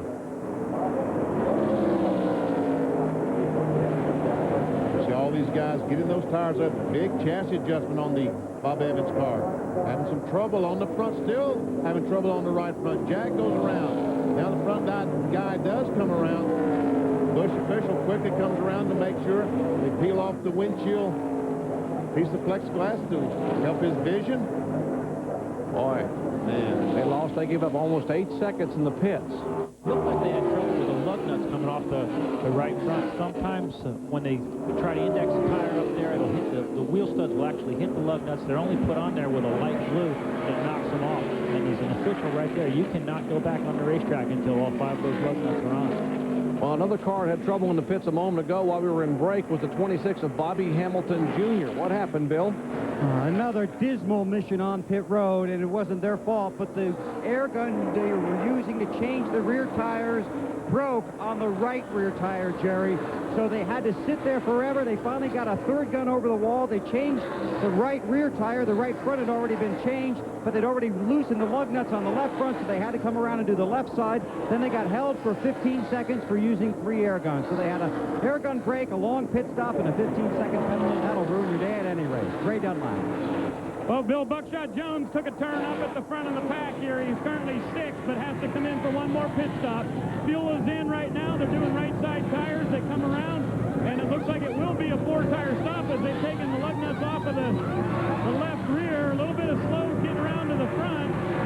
Tires going on here. Buckshot started today 28th. Chassis adjustment for him, and a long pit stop here as a couple of lug nuts fell off the left rear, and he stalled the column.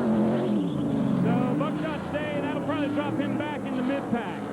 And Ray, we saw the guys trying to pick up lug nuts to put on the right front of Buckshot Jones' car. Exactly what you're talking about.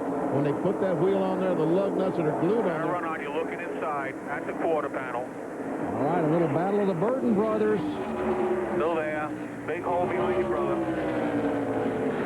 They're separated by 6 feet and 6 years. 6 feet on the racetrack and 6 years in age. As Jeff Lots Burton of lap traffic ahead. Hang in there.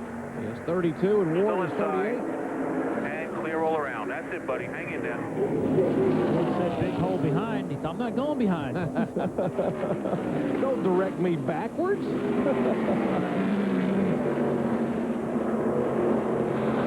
Well, guys, how many times have we seen the Burton brothers running in 1-2, whether it be in Busch Series or in Winston Cup? But Ward just came on the radio and told crew chief Tommy Baldwin that this car is way too loose, and he doesn't think he'll be able to hold Jeff off much longer because the car is too loose.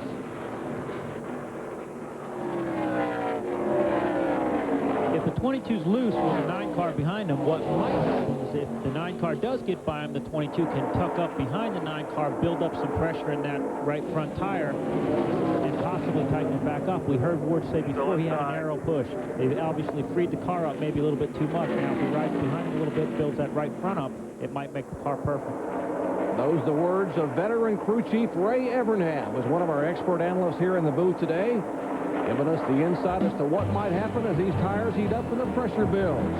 Well, the pressure's building on the racetrack. Less than 50 to go here at California Speedway.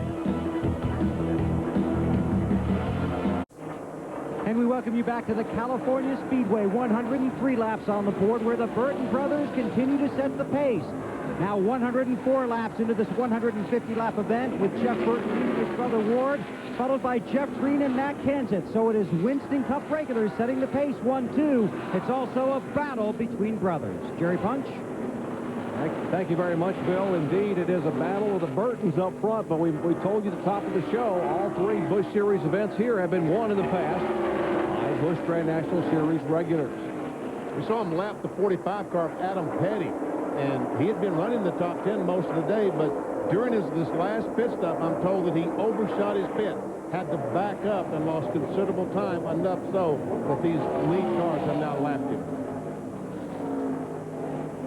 Adam Petty being shown now back in 20th position, one lap down.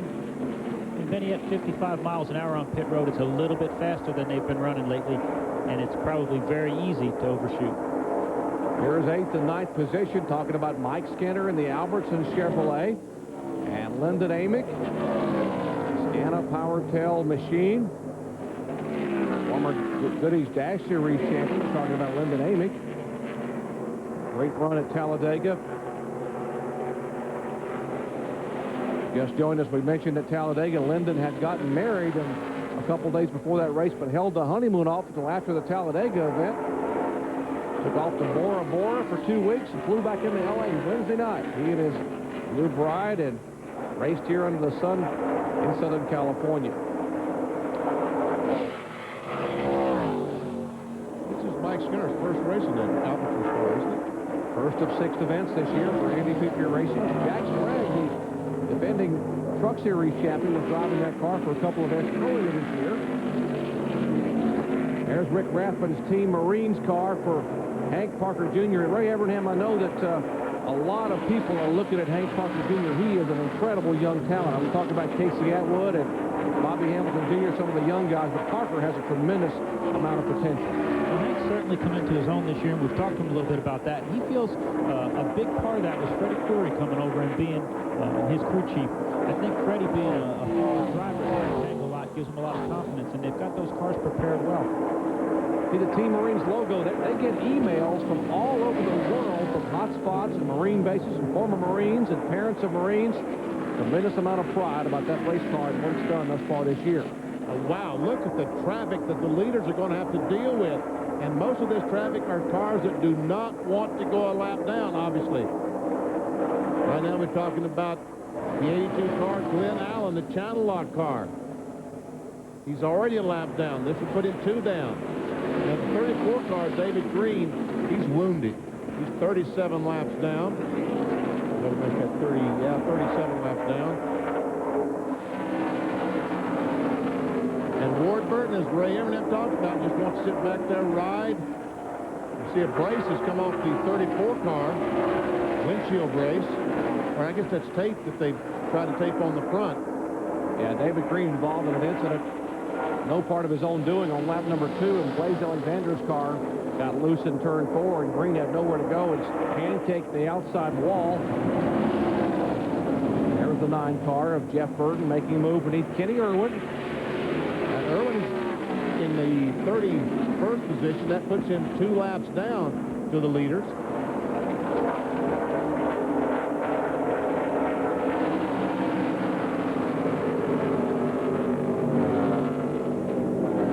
Traffic we thought might work to Ward's benefit, but it looks like, Ray, that Jeff Burton's even better in traffic than Ward.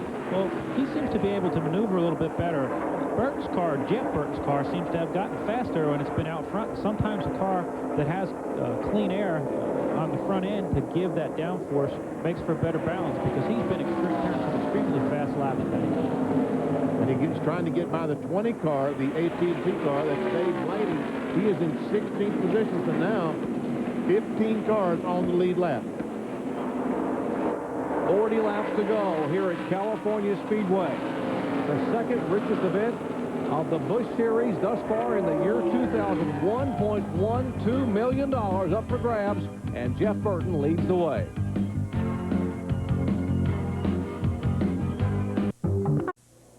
Next week, the NASCAR Craftsman Truck Series passes through the gateway to the west. Ram Country will become home to the excitement of the tough trucks. Last year's race saw no-holds-barred action. That is the signature of the Truck Series. With valuable points at stake, it'll be a war for every position. Greg Biffle will be hoping for a repeat performance from last year and hopefully getting his first win in 2000. And his NASCAR Craftsman Truck Series action, the Ram Tough 200 by Pepsi. That is next Sunday, 1:30 Eastern Time. For more, log on to ESPN.com, a part of the Go Network, go.com.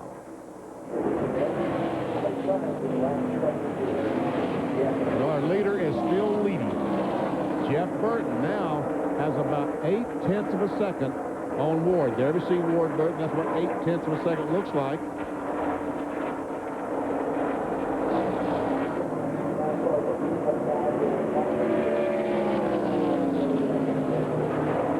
Let's go down to the Casey Atwood pits and Bill Weber. And we expect to see Casey Atwood on pit road here with an unscheduled stop. He called in several laps ago and told his crew he had a vibration. At that point, it was bad enough for everybody to jump up on the wall. But Casey's been out there gutting it out. They asked him if it's gotten any better or any worse. He said, I still haven't. They asked him if he could feel it in his hands or feel it in the seat. He said, I can feel like it's something with the tires. So right now, they left him out there. He was losing too many positions, they felt, on the racetrack. They had trying to bring him in next time by, and now a caution has come out. Now he got a caution on the track. And that will be a break for Casey Atwood as the caution flag waves for the 5th time today here on lap 116. Matt Abernathy waving the yellow flag. Told some oil up in turn 3, which has caused this caution flag to be displayed. Now then, the question, Ray, do you think these guys will pit and put on fresh tires or try to go with the ones they have? Benny, I don't think the guys up front that the cars are running good are going to want to pit. The guys that don't have anything to lose need to work on their cars, get some fresh tires on them. They're going to want to pit. If I had a car as good as Jeff Burton's is, I wouldn't want to get too far back in the pack. Well, all right, let's see. What about the guys in the pits? What do you think, Ray? Well, I don't know if you can give up track position, but I'll tell you what, guys, all the crew here on the 22 are up on the wall with tires in their hand.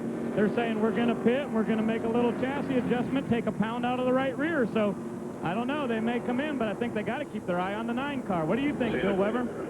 Well, the 9 car talking it over, and this is a situation where you have guys running to win the race and guys running to win the championship. Some guys running to win the race may come in and get tires. Some guys running for the championship may elect to stay out, protect their position. What are we doing? Big picture. We'll see. If the 9 car comes in, we follow.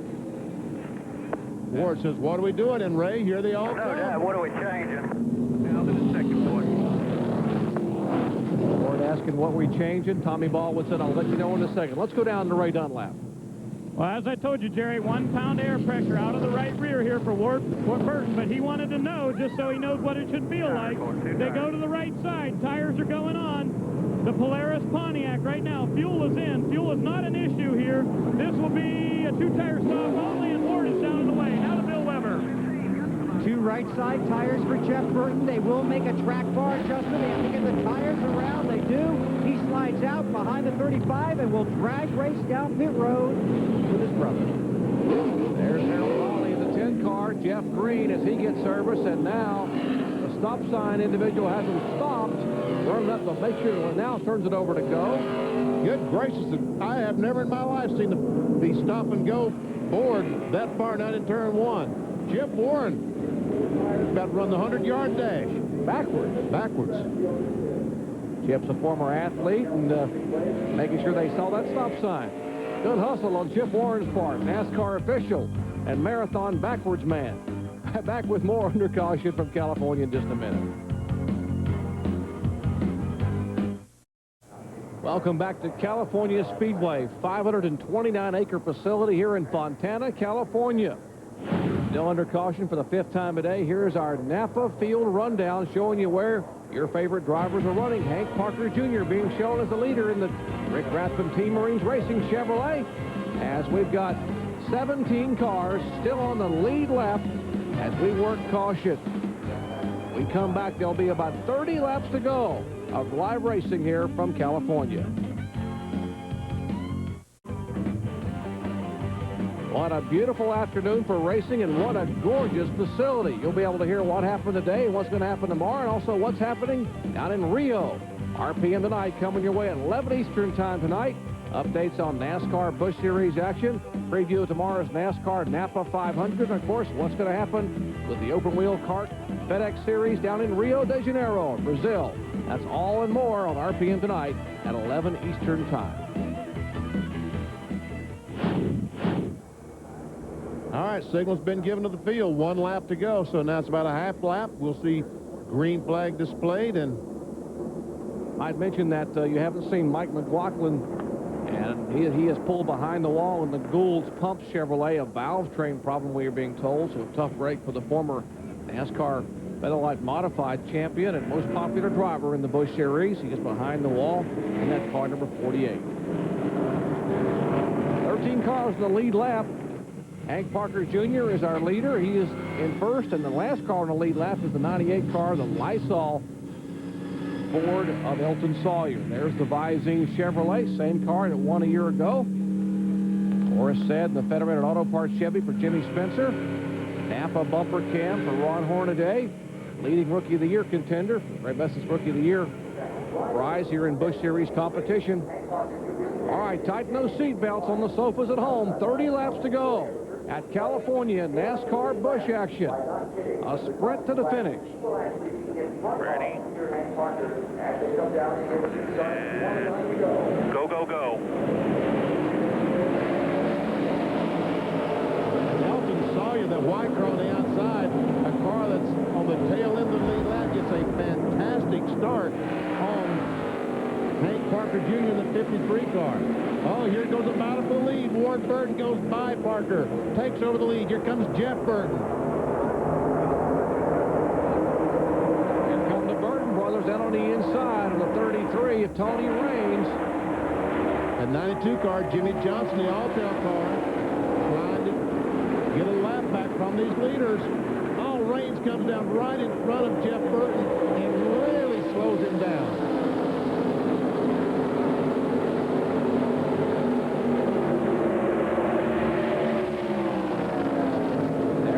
Green, the car number 10, and he is pulled to the rear of Jeff Burton, down to the inside of Burton. Trying to get by. Now Tony Raines goes down and let the leaders go by, which will block the 10 car, so Burton retakes that second spot. One car up very high in the wall. That's Jason Leffler has come into contact with the wall, the MB&A Pontiac. Should get the 98 and the 92 back on the lead lap if they stay ahead of the leader. If they can hang up there, it will come down to the caution flag. There's Jimmy Johnson in the Alltel Chevrolet coming around. There's Elton Sawyer in the Lysol Ford, and they will look like they will both make it by in front of Ward Burton. I believe just a 98 made it, Jerry. I believe Jimmy Johnson actually slowed up over there just a moment ago when that Leffler's car got out of shape. So we are working 6th caution of the day, lap 123. That's the reason right there. Jason Leffler, the MB&A Pontiac, and he's moving around in the car, has the window net down, so he looks to be okay. Let's see if we can see. Yeah, I have no idea what might have caused it, but we just see the contact with the outside retaining wall with the MB&A Pontiac. Joe Nemechek, Kenny Irwin,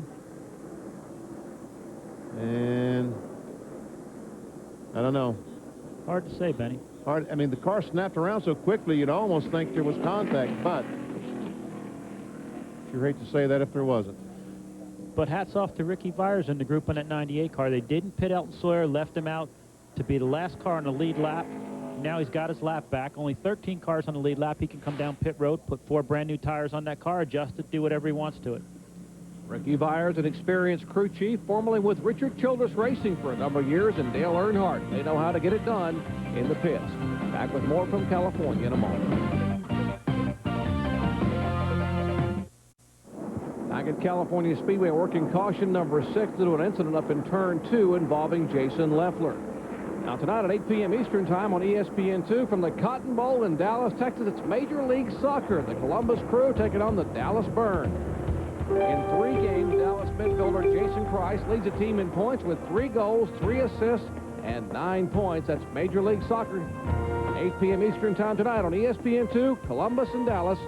For more, log on to ESPN.com, a part of the Go Network, go.com. And then on to the Cotton Bowl. Now, Elton Sawyer did make a pit stop in the Lysol Ford. There he is, now showing in 13th spot. And you heard Ray Evernham say a moment ago, final car on the lead lap, starting back in 39th position. Being he is starting 13th, he'll have 4 fresh tires to run the final 25 laps of this race. Coming back down pit road again. Got to wonder, the rules are only two tires per position. Let's see what they're going to have. They're going to clean the windshield. They pulled away that film on the one side, and now the crew members, I can't get it off with my gloves on. And so let's go down to Bill Weber in the Matt Kenseth pit. With Gary Cogswell, you guys decided to put on 4. Most everybody else took 2, but you have a reason. Well, this racetrack's usually so tight, you just push and push and push, so we put a really loose setup in it. I think we got a little bit carried away. We felt like the only way we were going to win was to come in here and get a spring rubber out, and if we're going to take that much time, we might as well put 4 tires on. Matt's doing a heck of a job. I'll tell you, as loose as that thing was, most people would have wrecked it. He managed to hang on and keep the right rear tire under him, so we're back to 7th. We got brand new tires. We're going to get a couple of them pretty easy. So we'll see what we got there for the Burton guys there at the end. Okay, we'll see what happens. They tried this once before. It worked for them. A 4-tire stop for Matt Kenseth. 25 laps to go at California with the Burton boys leading the way, Ward over Jeff. Back at California Speedway here in Fontana, California. I'm Jerry Punch along with Benny Parsons, Ray Evernham, Bill Weber, and Ray Dunlap bringing you the final laps of the 4th annual Auto Club 300 NASCAR Busch Series Grand National event. Caution out for the 6th time due to Jason Leffler's contact with the wall over in turn 2. We will have less than 25 laps to go for the checkered flag. $1.12 million, the second richest race of the year. All yours, buddy. Only by the one in Daytona. Go, go, go.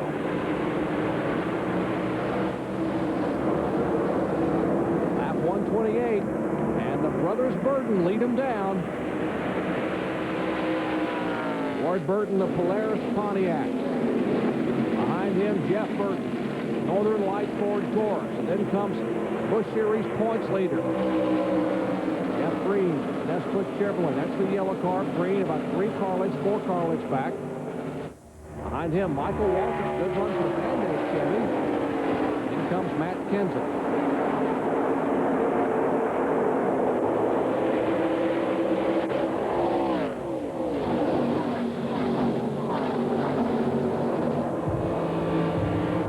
Elton Sawyer, we saw him get his lap back, as Ray Evernham talked about. He did pit. He changed 4 tires, but he's got a long ways to go to try to get back up to the front.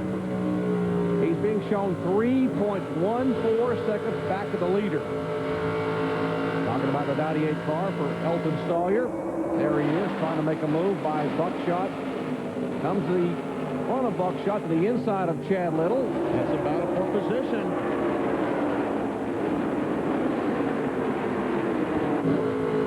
Trying to take that spot away. That would be for about the 11th position. Sizable group of cars right there, all clustered together, making it 3 wide as we approach the 20 lap to go mark.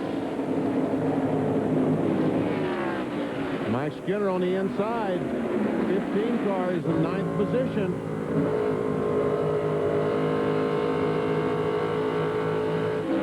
And here we go. Clear, he's got a run on you, know, buddy. Hang in there. Still clear. He's at the quarter panel now. He's there inside. Hold behind him. Get right in there.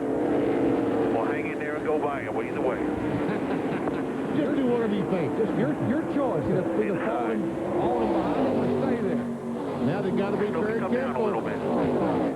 These 2 cars side by side might allow that 10 car to draft by and take the lead.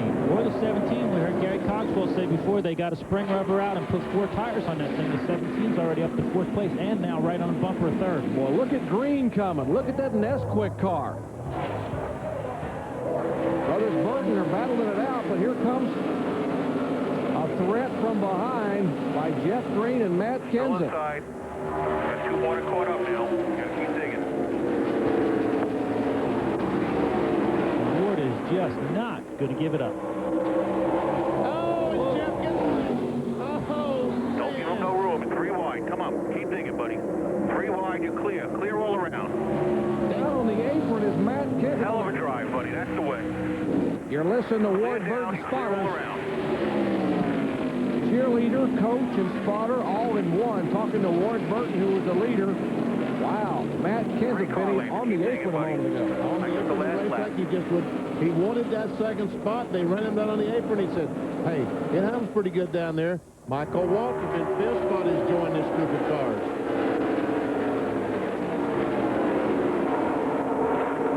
There's Elton Sawyer still working his way through traffic. Ricky Vyer's call may be paying off every lap for this team. Sawyer now up to 10th position. Got to catch Mike Skinner for 9th spot. He goes beneath Kevin Grubb in the Timberwolf Chevrolet, the Clarence Brewer car, the Bruco machine. 15 car is quite a distance in front of Elton Sawyer. There we see the distance we're talking about. The next car is position, the 9th position. But not only is 9th up there, 8th, 7th, 6th, you can see the line of cars that Elton Sawyer's trying to catch. That is about a second separation in time. That distance right there, you see it's about 12 to 14 car lengths. A second at the start-finish line for Lysol Ford.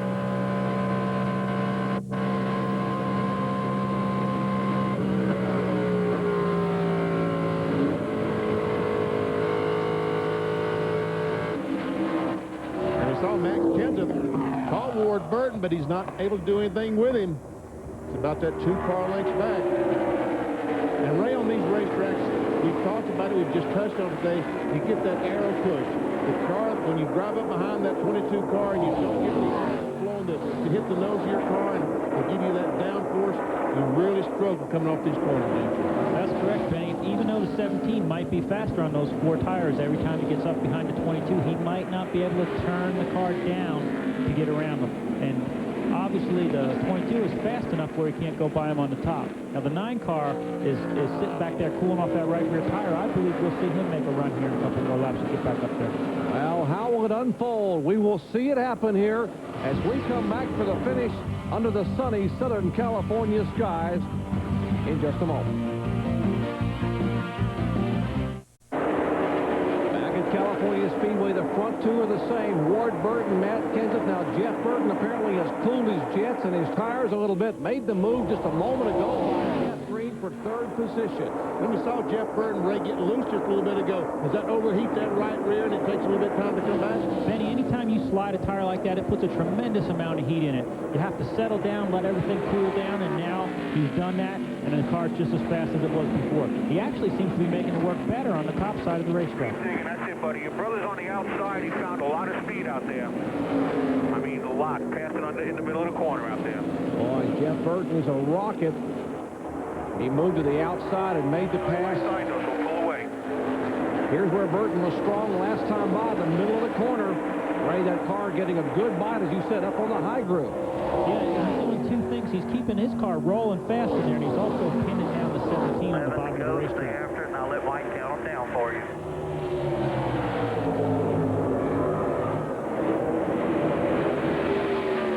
Side by side for 2nd position, Matt Kenseth won this race a year ago in that same car. Jeff Burton won at Las Vegas in the car he's driving. Now Kenseth gets a challenge for 3rd position. Hang in there. Keep digging. We saw the 9 drop down in front of the 17. It took the air off the nose of the 17. He went high, had to check up a little bit, and the 10 got underneath the helmet. All right, Jeff Burton's going to try another on the outside. I don't think his brother's going to give him that 10 spot. to go. This time by. 10 more. He's on your bumper, buddy. Keep in there. Ward Burton's first start in Busch Series 05 this year for Polaris. Trying to hold off his younger brother, Jeff. Looking outside, you're still clear. He's looking, you're still clear. Still clear.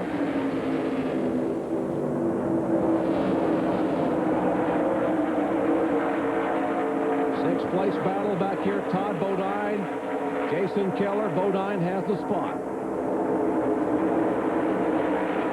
Back up front, Ward Burton in the 22. It's your race. Just do what you want. I like that. Carter's been telling him all day, but Thomas, he's decided that Ward is on your own. Ward trying to break that draft, trying not to give his brother something. Oh, and Burton got loose getting in the corner. He opened the door for Kenseth enough to take over that second spot. That's it, buddy. Keep digging. Now they're battling for second again, side by side. Pull away. 3 car lanes. Keep digging. Oh, no, he didn't quite give Kenseth enough room to take over that second spot.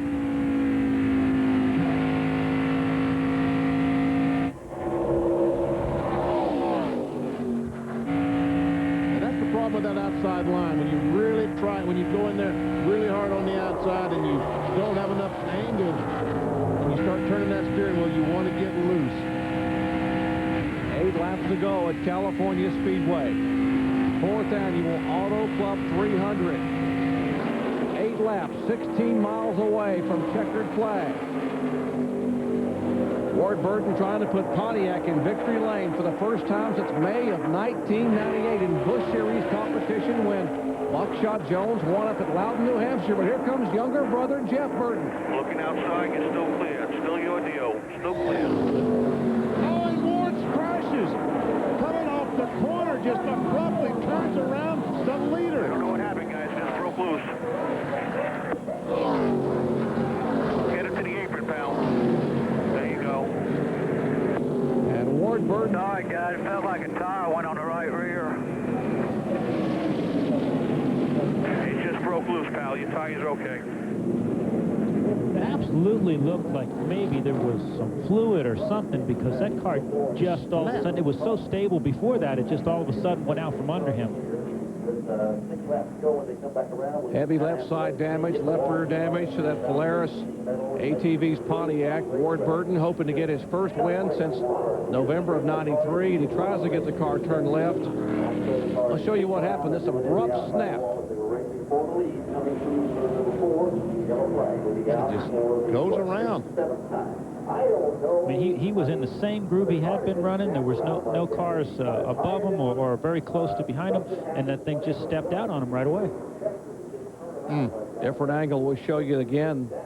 Burton's Pontiac is coming out of 4.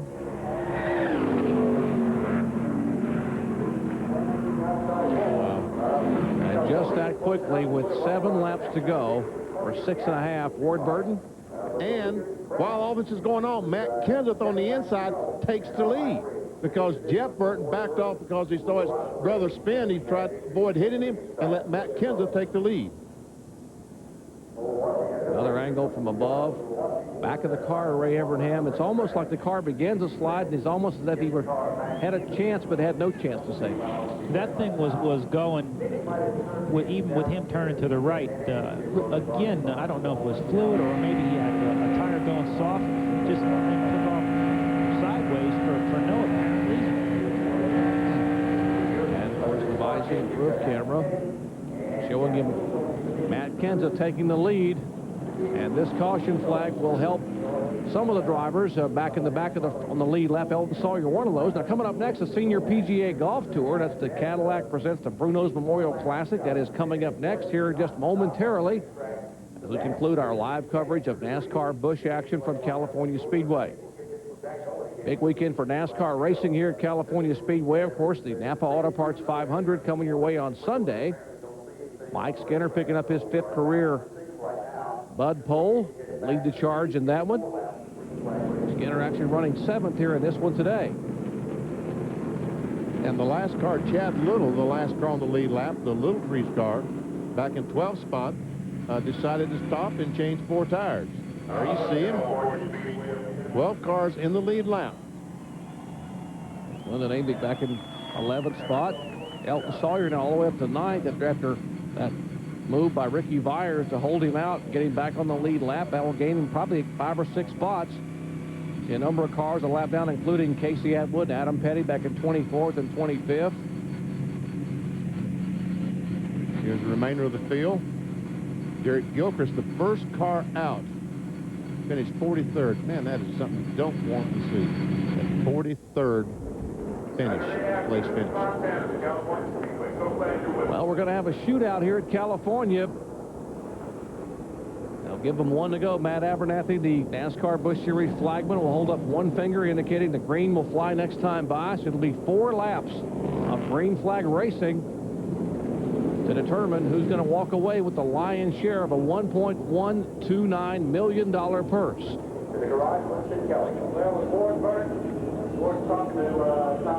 see a lot of those cars weaving back and forth, and again, that's not to put temperature in the tire as much at this stage of the race. It's to keep the small bits of rubber that are laying on the track from all the other tires that were wore off before those, because on the restart, they're probably only going to have 4 laps, and if they lose track position because of buildup, or what we call buildup, being on the tire, it's going to be tough for them to get it back. Now, all day long, you've seen these cars line up 2 by 2 on the restart. You will not see that now. With less than 10 laps to go, the lead lap cars line up single file right behind the pace car. Let's go down to Ray Dunlap, who's caught up with a disappointed Ward Burton. Well, they don't get much tougher than that, do they, Ward? I don't know what happened. I don't know whether I lost it or Tommy said he thought maybe an axle might have broke, but either way, it's pretty disappointing for us. But we were getting everything we had. Really want to thank Polaris for sponsoring our Busch car for us, as well as sponsoring our Winston Cup car, and we'll do better for them next time. Well, it's got to give you some confidence for tomorrow's race, though, to know how strong you ran all day long today. Yeah, and we adjusted on it all day, and we'll use some of what we learned today for tomorrow. So we got a really good piece tomorrow. We're ready to go for tomorrow. 2 tire stops tomorrow? You're going to see some 2 tire, oh yeah, but looks like the 2 tire worked good for a while, and then the 4 tire come on a little bit later, but it's all how your car's set up. Okay, Ward Burton done for the day here. Looking forward to tomorrow. He starts 4th in tomorrow's Napa Auto Parts 500 in the Caterpillar Pontiac behind Mike Skinner, Jimmy Spencer, and Ricky Rudd. That's the top 4 from California Speedway. Just 4 laps away, 4.5 laps away from the checkered flag, and this the 10th stop on the $14 million NASCAR Busch Tour. 19th year for the Busch Series. Coming up next, Senior PGA Golf. That's coming up at just momentarily at the conclusion of this Busch Series event. We were in Talladega, Alabama a couple of weeks ago. The senior golfers are in Birmingham this weekend. All right, pace car is off. Oh, man. And the fans are on their feet. We're on our feet. Ready, green flag. Green flag, green flag. Drivers climb up on top of that steering wheel. Lap 147. Oh, they're going to scatter down for this one there. That 10 car is the points leader, but they're 3 wide for position. That is Mike Skinner in the 15 car. The Albertsons car making a move. Todd Bodine making a move. There's Kenseth, the leader. They are battling for position back in 6th, 5th, 6th, and 7th. They're 3 wide for that 5th spot. Joining this, that's 5th to about 10th. There comes Elton Sawyer, the Lysol. He's going to be a factor right on the back of Hank Parker Jr. strategy. We've seen crew chiefs do it many times. Hold a driver out, get back on the lead lap, and possibly get a shot at a top 5 finish. We're talking about Elton Sawyer. And meanwhile, Jeff Burton is not making any progress towards running down Matt Kenseth. We see Kenseth has checked out to about a 15-car length advantage. 3 laps to go. Rathbun's Team Marines Racing. Chevy trying to hold off the Lysol challenge.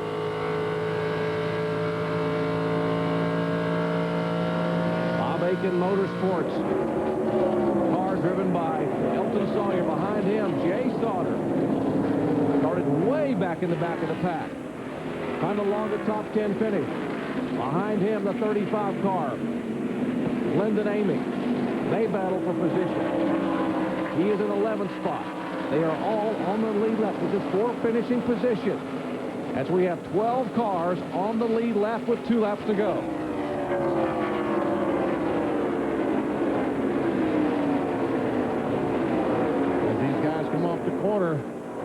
Kenseth will get the white flag.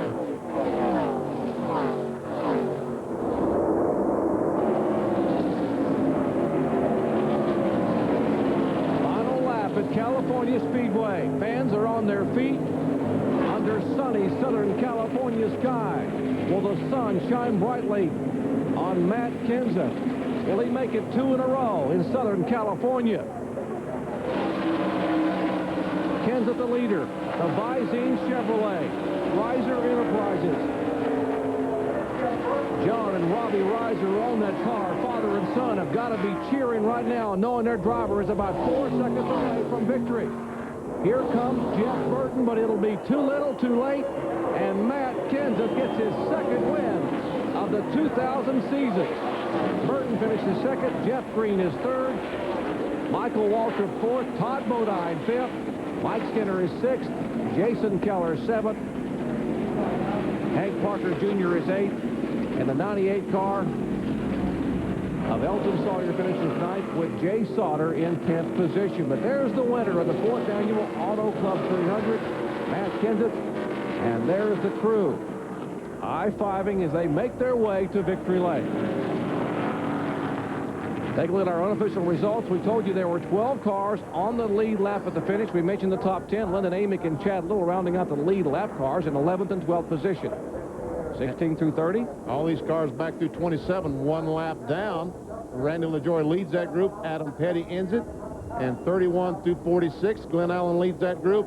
And once again, Derek Gilchrist will finish 43rd. And our unofficial points after 10 of 32 events on this $14 million chase. Jeff Green will expand a little bit his point lead over Todd Bodine. It was 24 coming in. Matt Kenseth in third spot in spite of missing a race at Nashville. He's full-time Winston Cup. There's LaJoie and Hornaday in the top 5. Grubb, Green, Sawyer, Keller, and Harvick. Still 2 rookies in the top 10. California coverage coming your way. NASCAR Winston Cup Happy Hour, 7 Eastern Time on ESPN2 RPM tonight. Wrapping up all the coverage from here. It's also done as well as done in Rio of the Kart FedEx Championship Series at 11 Eastern Time. Tomorrow, RPM Today. Bill Weber's NASCAR Today at 1:30 Eastern Time. Bob Jenkins will step in, along with John Kernan and all the rest of our crew for NASCAR Winston Cup Napa Auto Parts 500 live flag-to-flag coverage at 2 o'clock Eastern Time on ABC Sports. We'll wrap it up with RPM tonight.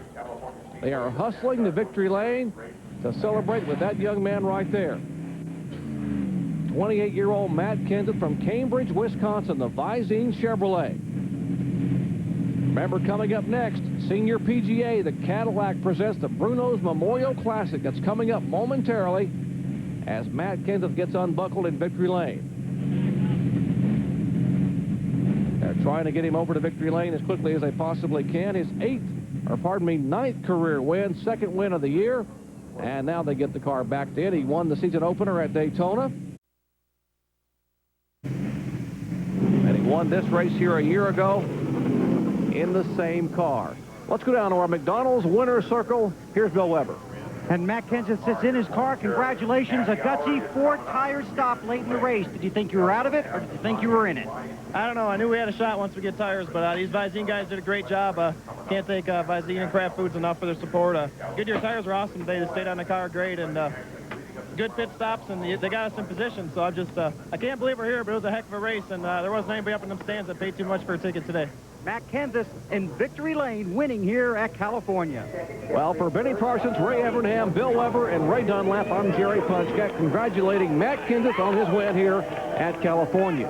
It's been a presentation of ESPN, the worldwide leader in sports. For more, log on to ESPN.com, a part of the Go Network, go.com. Senior PGA is next.